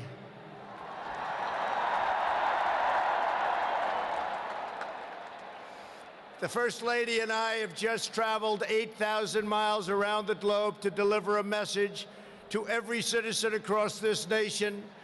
America loves India, America respects India, and America will always be faithful and loyal friends to the Indian people. 5 months ago, the United States welcomed your great Prime Minister at a giant football stadium in Texas, and today India welcomes us at the world's largest cricket stadium right here in Ahmedabad. It is a profound honor to be the beautiful new stadium, to be here with you. Motera Stadium, so beautiful, and joined by so many distinguished guests from all across your nation and all across the world. To the hundreds of thousands of everyday citizens who come out and line the streets in a stunning display of Indian culture and kindness, and to the 125,000 people in this great stadium today, thank you for the spectacular welcome to your magnificent country. You have done a great honor to the American people. Melania, my family, we will always remember this remarkable hospitality. We will remember it forever.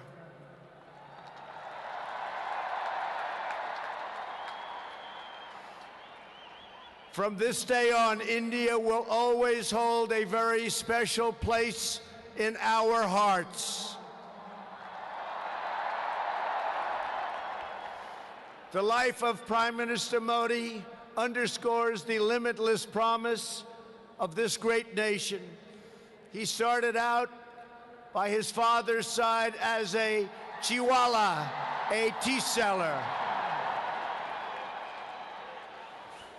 When he was a young man, he worked at a cafeteria in this city. Stand up.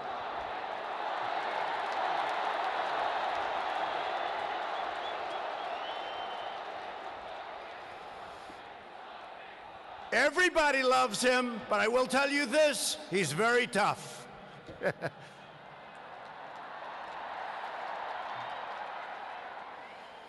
Today, Prime Minister Modi is the tremendously successful leader of this vast Indian Republic. Last year, more than 600 million people went to the polls and gave him a landslide victory like no other in the largest democratic election ever held anywhere on the face of the earth.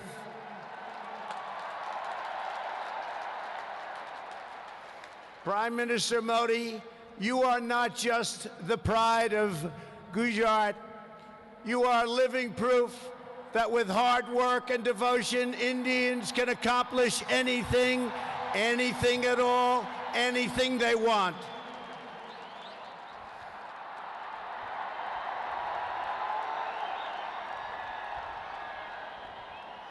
The Prime Minister has a moving story of an incredible rise, and so does this entire nation. Your nation is doing so well. We are very, very proud of India. The story of the Indian nation is a tale of astounding progress, a miracle of democracy, extraordinary diversity, and above all, a strong and noble people. India gives hope to all of humanity. In just 70 years, India has become an economic giant, the largest democracy ever to exist, and one of the most amazing nations anywhere in the world. Since the turn of the century, India's economy has grown more than 6 times in size. In a single decade, India has lifted over 270 million people out of poverty. Under Prime Minister Modi, for the first time in history, every village in India now has access to electricity. 320 million people, more Indians, are right now connected to the internet. The pace of highway construction has more than doubled. Over 70 million more households, think of this, 70 million more households have access to cooking fuel. 600 million more people have access to basic sanitation. And incredibly, 12 Indian citizens are lifted out of extreme poverty every single minute of every single day. India will soon be the home of the biggest middle class anywhere in the world, and within less than 10 years, extreme poverty in your country is projected to completely disappear. The potential for India is absolutely incredible. India's rise as a prosperous and independent nation is an example to every nation all over the world, and one of the most outstanding achievements of our century. It is all the more inspiring because you have done it as a democratic country. You have done it as a peaceful country. You have done it as a tolerant country. And you have done it as a great free country.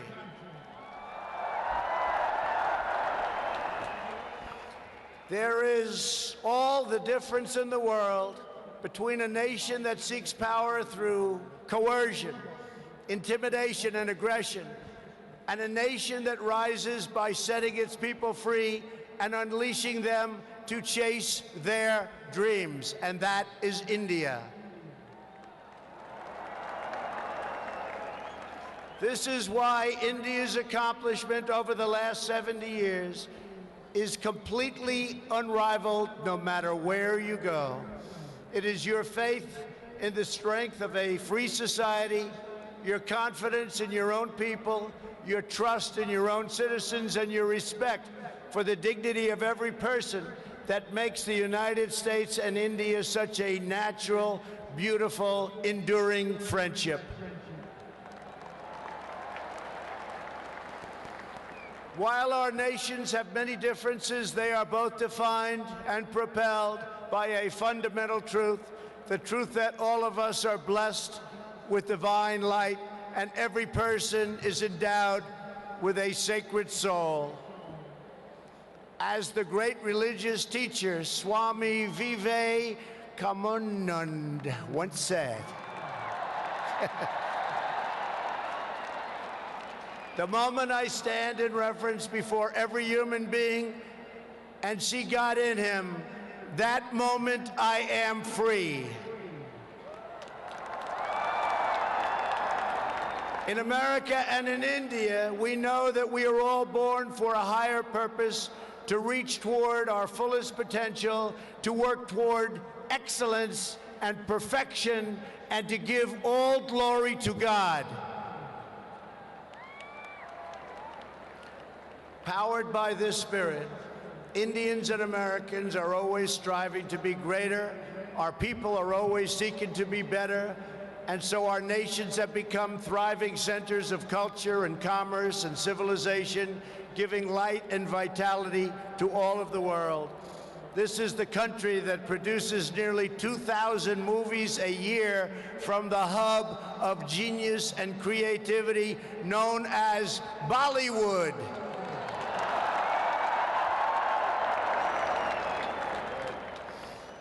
All over the planet, people take great joy in scenes of Bhangra, music, dance, romance, and drama, and classic Indian films like DDLJ and Showjay.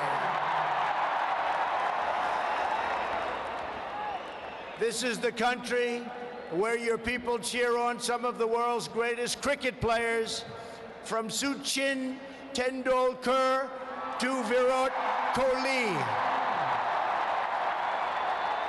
the greatest in the world. This is the country that built the tallest statue on the face of the earth to honor the namesake of this stadium, the great Indian patriot and native of this state, Sardar Patel. India is the country where hundreds of millions of light candles to celebrate the triumph of good over evil at Diwali. And it's where, just days from now, Indians of all faiths will pour out onto the streets to celebrate the beautiful festival of Holi. India is a country that proudly embraces freedom, liberty, individual rights, the rule of law, and the dignity of every human being. Your nation has always been admired around the earth as the place where millions upon millions of Hindus and Muslims and Sikhs and Jains, Buddhists, Christians, and Jews worship side by side in harmony. Where you speak more than 100 languages and come from more than 24 states, yet you have always stood strong as one great Indian nation. Your unity is an inspiration to the world. In America, we have come to know the splendor of Indian culture personally through the 4 million Indian Americans living in the United States as our wonderful friends, colleagues, and neighbors. They are truly spectacular people. Indian Americans enrich every aspect of our national life. They are titans of business, the biggest, the best, pioneers of science, masters of the art, and innovation of technology like few people have been able to see, no matter where you go, anywhere in this universe. Nearly 1 in 4 Indian Americans trace their roots right here in Gujarat. Gujarat is a special place. So on behalf of the entire American people, thank you, and thank you all for the contributions your culture and traditions have made to my beloved country. Americans are eager to strengthen these beautiful ties between our two people. This is truly an exciting time in the United States. Our economy is booming like never before. Our people are prospering and spirits are soaring. There is tremendous love, tremendous we like and we love everybody. Unemployment has hit historic lows, and small business confidence has hit an all-time record high in the history of our country. Our military has been completely rebuilt. It is now stronger than ever before, and we are quickly revitalizing our alliances and friendships all around the world. We have spent $2.5 trillion on rebuilding our military. It's the most powerful military anywhere in the world by far.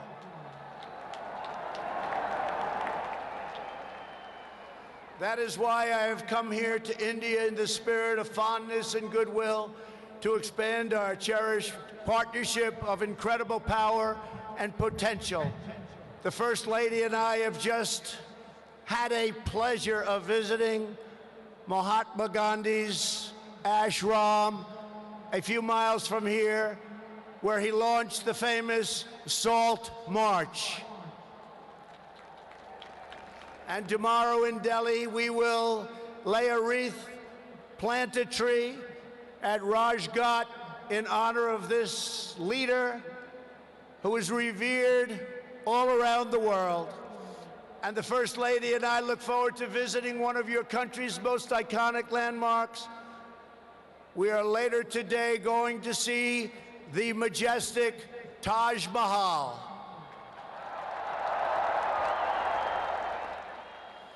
The Prime Minister and I will also continue our important discussions about how to deepen the relationship between our two great countries. Both of us understand that when leaders put the interests of their own citizens first, we can forge strong and fair partnerships to build a safer and more prosperous world.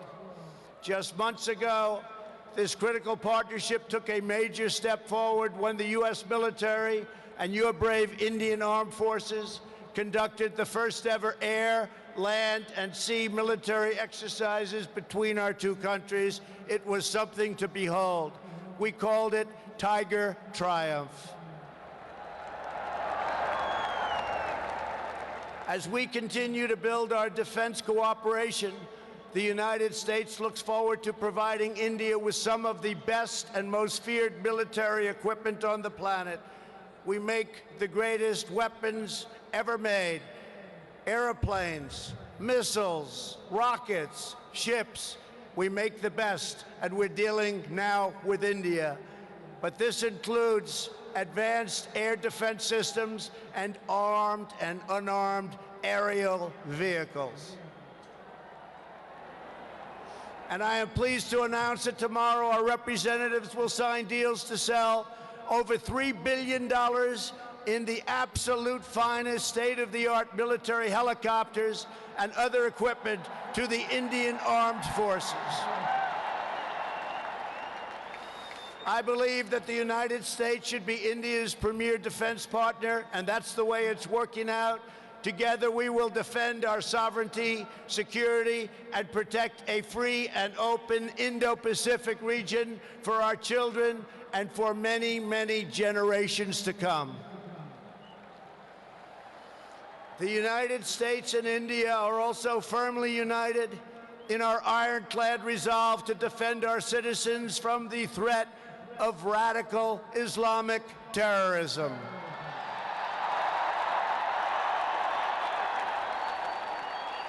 Both of our countries have been hurt by the pain and turmoil of terrorism and that terrorism brings.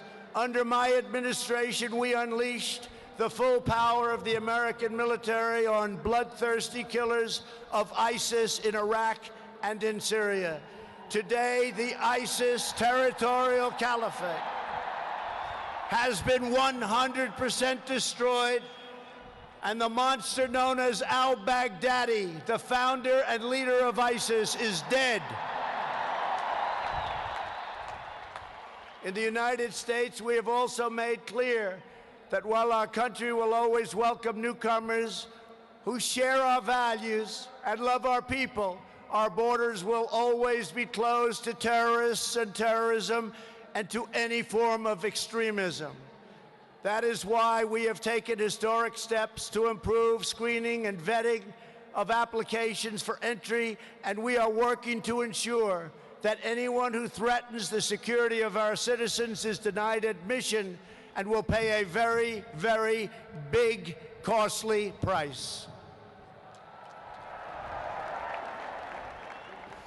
Every nation has the right to secure and controlled borders.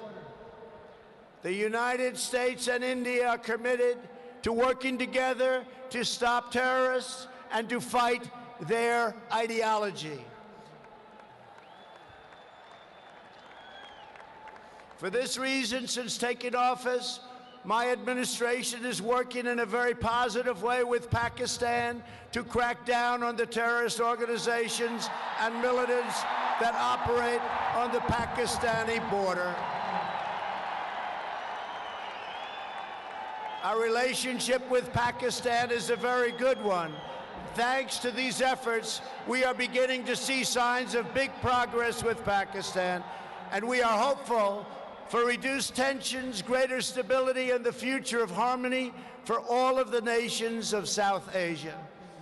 India has an important leadership role to play in shaping a better future as you take on greater responsibility for solving problems and promoting peace throughout this incredible region. Over the course of my visit, Prime Minister Modi and I will also discuss our efforts to expand the economic ties between our two countries. We will be making very, very major, among the biggest ever made, trade deals. We are in the early stages of discussion for an incredible trade agreement to reduce barriers of investment between the United States and India. And I am optimistic that working together, the Prime Minister and I can reach a fantastic deal that's good and even great for both of our countries. Except that he's a very tough negotiator.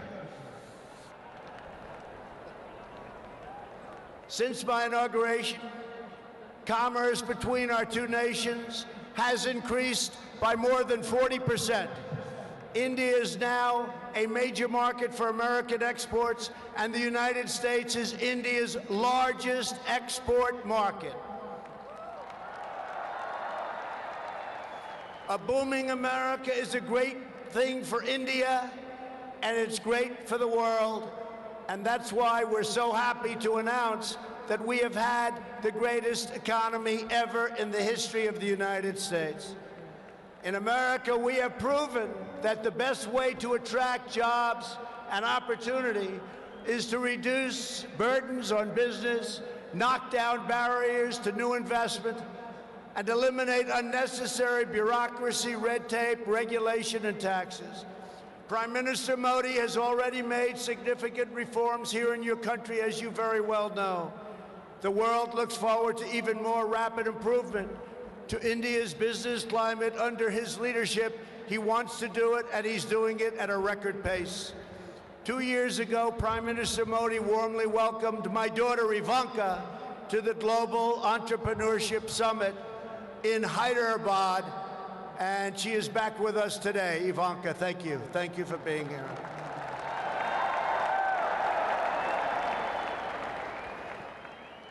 We are delighted to be joined as well by dozens of Indian women entrepreneurs who are helping to build your nation's future. They are great and natural entrepreneurs, and I just say to the men, be very careful. They're really good.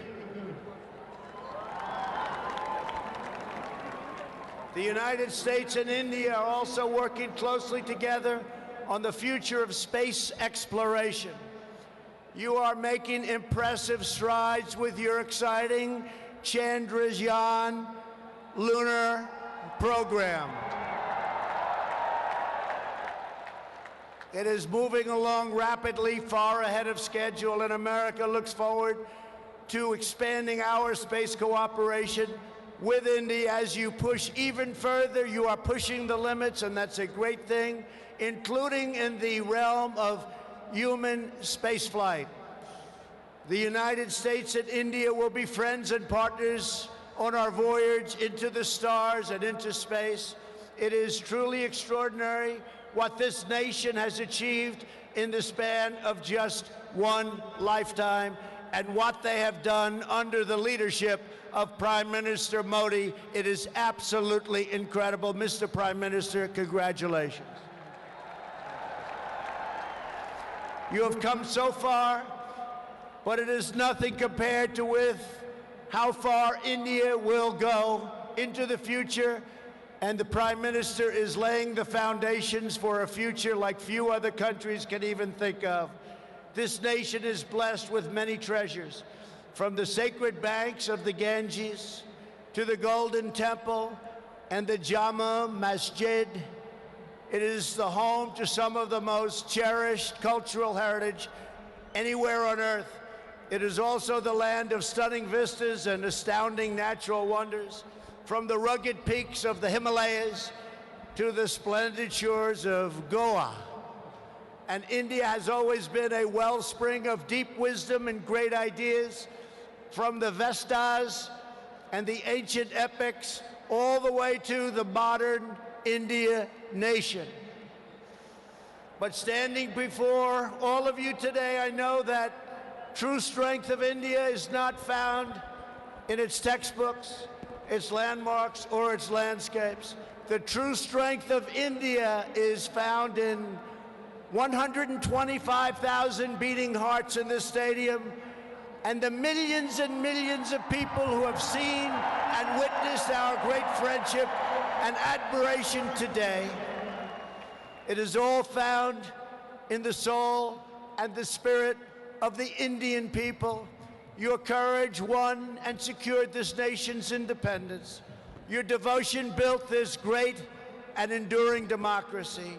And it is your dreams that will power this country to a future, even greater progress, prosperity, equality, and opportunity for every citizen across your land. So today I say to every Indian, North and South, Hindu and Muslim, Jewish and Christian, rich and poor, young and old, take pride in the glories of your past. Unite for an even brighter future. And let our two nations always stand together as powerful defenders of peace and liberty and the hope of a better world for all of humanity. Thank you again, Prime Minister Modi, for your hospitality, and thank you, India, for this phenomenal welcome. I want to just leave by saying, God bless India, God bless the United States of America. We love you, India, very much. Thank you. Thank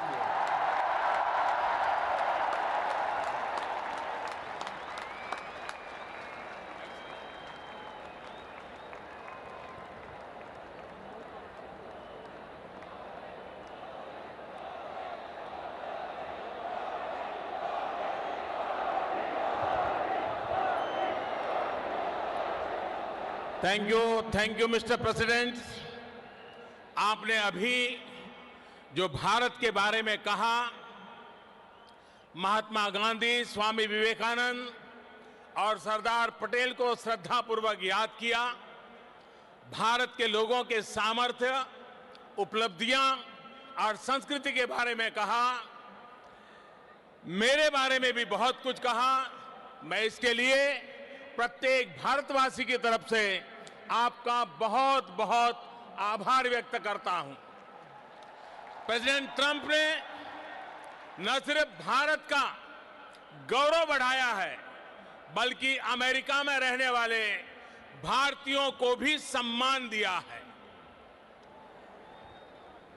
mister president, जहां से आपने भारतीयों को संबोधित किया है, वो दुनिया का सबसे बड़ा स्टेडियम है। खेल संबंधित कुछ सुविधाएं यहां अभी अंडर कंस्ट्रक्शन है, फिर भी आपका यहां आना खेल जगत से जुड़े हर व्यक्ति को भी उत्साहित करेगा।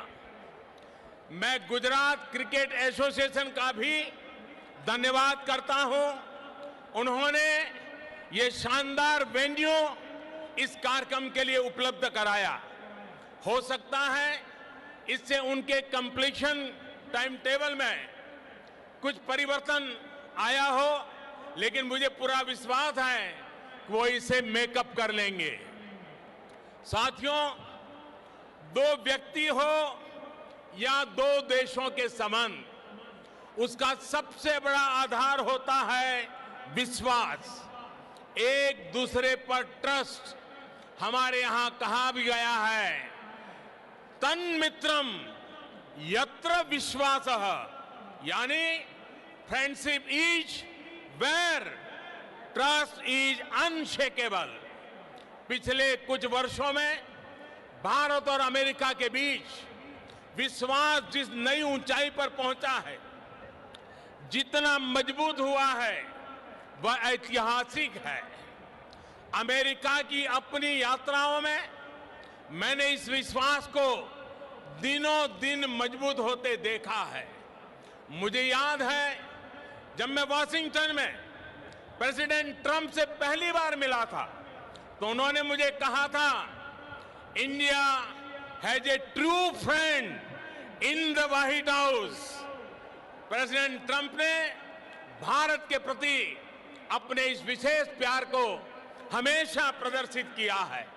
जैसा आपने जिक्र किया, जब व्हाइट हाउस में दिवाली मनाई जाती है, तो अमेरिका में रहने वाले 40 लाख भारतीय भी अमेरिका की समृद्धि और प्रगति के सहयात्री होने पर गर्व महसूस करते हैं। साथियों, अमेरिका की तरह ही आज भारत में भी परिवर्तन के लिए अभूतपूर्व अधीरता है। आज 130 करोड़ भारतवासी मिलकर न्यू इंडिया का निर्माण कर रहे हैं। हमारी युवा शक्ति एस्पिरेशन से भरी पड़ी हुई है। बड़े लक्ष्य रखना, उन्हें प्राप्त करना आज न्यू इंडिया की पहचान बन रहा है। आज भारत में दुनिया का सबसे बड़ा स्टेडियम ही नहीं है, आज भारत दुनिया की सबसे बड़ी हेल्थ एश्योरेंस स्कीम भी चला रहा है। आज भारत में दुनिया का सबसे बड़ा सोलर पार्क ही नहीं बनता, लेकिन आज भारत में दुनिया का सबसे बड़ा सैनिटेशन प्रोग्राम भी चल रहा है। आज भारत एक साथ सबसे ज्यादा सैटेलाइट भेजने का वर्ल्ड रिकॉर्ड ही नहीं बनाता रहा, आज भारत सबसे तेज फाइनेंशियल इंक्लूजन करके भी वर्ल्ड रिकॉर्ड बना रहा है। 21वीं सदी में हमारा इंफ्रास्ट्रक्चर हो या फिर सोशल सेक्टर, हम ग्लोबल बेंचमार्क को लेकर आगे बढ़ रहे हैं। बीते कुछ समय में भारत ने न सिर्फ 1500 पुराने कानून खत्म किए हैं, बल्कि समाज को सशक्त करने के लिए नए कानून भी बनाए हैं। ट्रांसजेंडर पर्सन्स के लिए अधिकार हो, 3 तलाक के खिलाफ कानून बनाकर मुस्लिम महिलाओं का सम्मान हो, दिव्यांग जनों को प्राथमिकता देना हो, महिलाओं को प्रेगनेंसी के दौरान 26 हफ्ते की पेड मैटरनिटी लीव का प्रावधान हो, ऐसे कई अधिकार हमने समाज में अलग अलग वर्गों के लिए सुनिश्चित किए हैं। साथियों, मुझे इस बात की खुशी है कि भारत में हो रहे इन परिवर्तनों के बीच आज अमेरिका भारत का एक भरोसेमंद पार्टनर बना है। आज जो देश भारत का लार्जेस्ट ट्रेडिंग पार्टनर है, तो वो देश है अमेरिका। आज भारत की सेनाएं जिस देश के साथ सबसे ज्यादा युद्ध अभ्यास कर रही है, तो वो देश है अमेरिका। आज जिस देश के साथ भारत की सबसे व्यापक रिसर्च एंड डेवलपमेंट पार्टनरशिप है, तो वो देश है अमेरिका।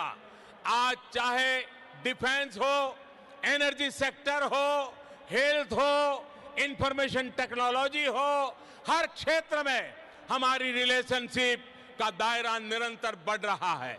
साथियों, 21वीं सदी के इस दशक में न्यू इंडिया रिसर्जेंट अमेरिका के लिए भी अनेक नई संभावनाएं, अनेक नए अवसर लेकर के आया है। विकास के हर क्षेत्र में दोनों ही देशों के पास पाने के लिए बहुत कुछ है। भारत में मैन्युफैक्चरिंग बढ़ाना, इंफ्रास्ट्रक्चर का विस्तार होना अमेरिका के लिए नई संभावनाएं लेकर आएगा। इंडस्ट्री 4.0 के इस दौर में भारत में डिजिटल इकोनॉमी का विस्तार अमेरिका के लिए भी निवेश के अनेक मौके बनाएगा। मिस्टर प्रेसिडेंट, बीते दशकों में डिजिटल इकोनॉमी में भारत और अमेरिका के संबंधों को शेप करने में बहुत महत्वपूर्ण भूमिका निभाई है। भारतीय टैलेंट और अमेरिकी टेक्नोलॉजी ने इस क्षेत्र को नई लीडरशिप दी है और मैं मानता हूं 21वीं सदी में भारत और अमेरिका मिलकर इस डिजिटल युग का इंडस्ट्री 4.0 का नेतृत्व करने के लिए समर्थ है। साथियों, 21वीं सदी में नए अलाइनमेंट, नए कंपटीशन, नए चैलेंजेस और नई अपॉर्चुनिटीज बदलाव की नींव रख रहे हैं। ऐसे में भारत और अमेरिका के संबंध और सहयोग की 21वीं सदी के विश्व की दिशा तय करने में महत्वपूर्ण भूमिका होगी। मेरा स्पष्ट मत है कि भारत और अमेरिका नेचुरल पार्टनर है। हम सिर्फ इंडो पैसिफिक रीजन में ही नहीं बल्कि पूरी दुनिया की पीस, प्रोग्रेस और सिक्योरिटी में एक प्रभावी योगदान दे सकते हैं। आतंकवाद को हराने में अमेरिका के कमिटमेंट और प्रेसिडेंट ट्रंप की लीडरशिप मानवता की सेवा की है और इसलिए मैं मानता हूं कि प्रेसिडेंट ट्रंप जैसे विलक्षण नेता और भारत के अनन्य मित्र का इस देश का इस दशक की शुरुआत में ही भारत आना एक बहुत बड़ा अवसर है। बीते समय में भारत अमेरिकी संबंधों को सशक्त करने की जो शुरुआत हमने की है, अब उनकी इस विजिट से उसका अगला फेज शुरू हो रहा है। हम एक लॉन्ग टर्म विजन से इंस्पायर्ड है, सिर्फ शॉर्ट टर्म कंसिडरेशन से नहीं। हमारे बायलैटरल रिलेशंस ग्रो करेंगे, हमारी इकोनॉमिक पार्टनरशिप का विस्तार होगा, हमारा डिजिटल कोऑपरेशन बढ़ेगा और मुझे विश्वास है कि हम नई ऊंचाइयों को पार करते हुए भारत जिन सपनों को लेकर के चला है, अमेरिका जिन सपनों को लेकर के चला है, हम मिलकर के उन सपनों को पूरा करेंगे। आज मेरा सौभाग्य है कि राष्ट्रपति ट्रंप और उनके पूरी परिवार का मुझे स्वागत सम्मान करने का अवसर मिला है। मैं फिर एक बार नमस्ते ट्रंप का इस नाद को गूंजते हुए आप सबसे आग्रह करूंगा, भारत माता की, भारत माता की, भारत माता की। India US friendship, long live India US friendship, India US friendship. बहुत बहुत धन्यवाद।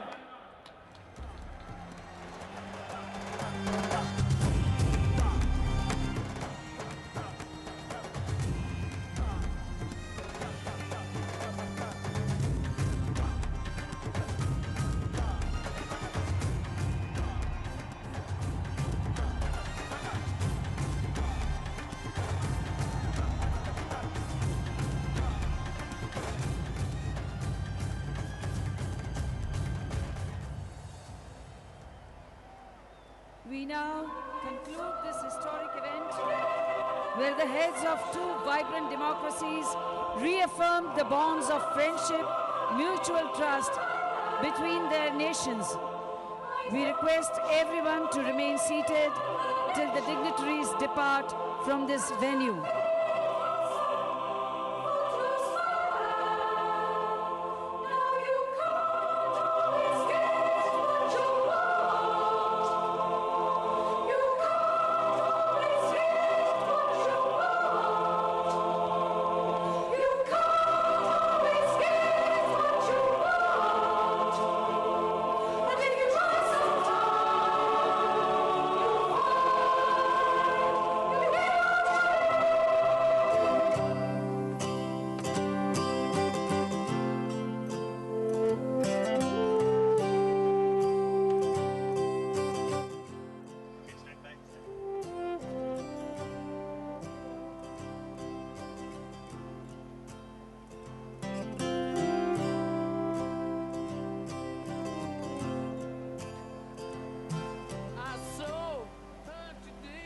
Long live India-US friendship reverberates the new Motera Stadium.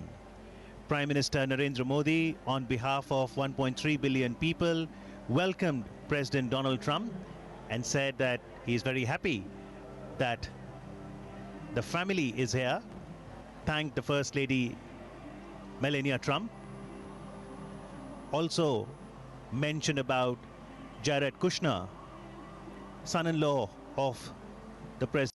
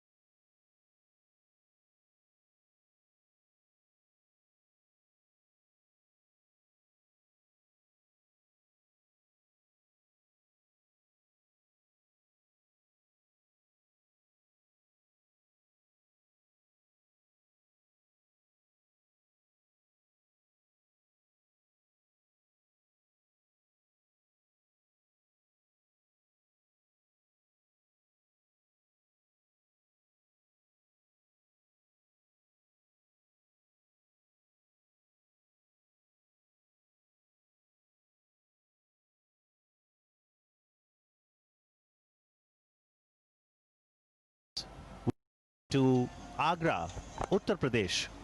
to visit the wonder of the world, the Taj Mahal. The Taj Mahal is the symbol of undying love. And most couples dream of coming there and getting photographed and renewing their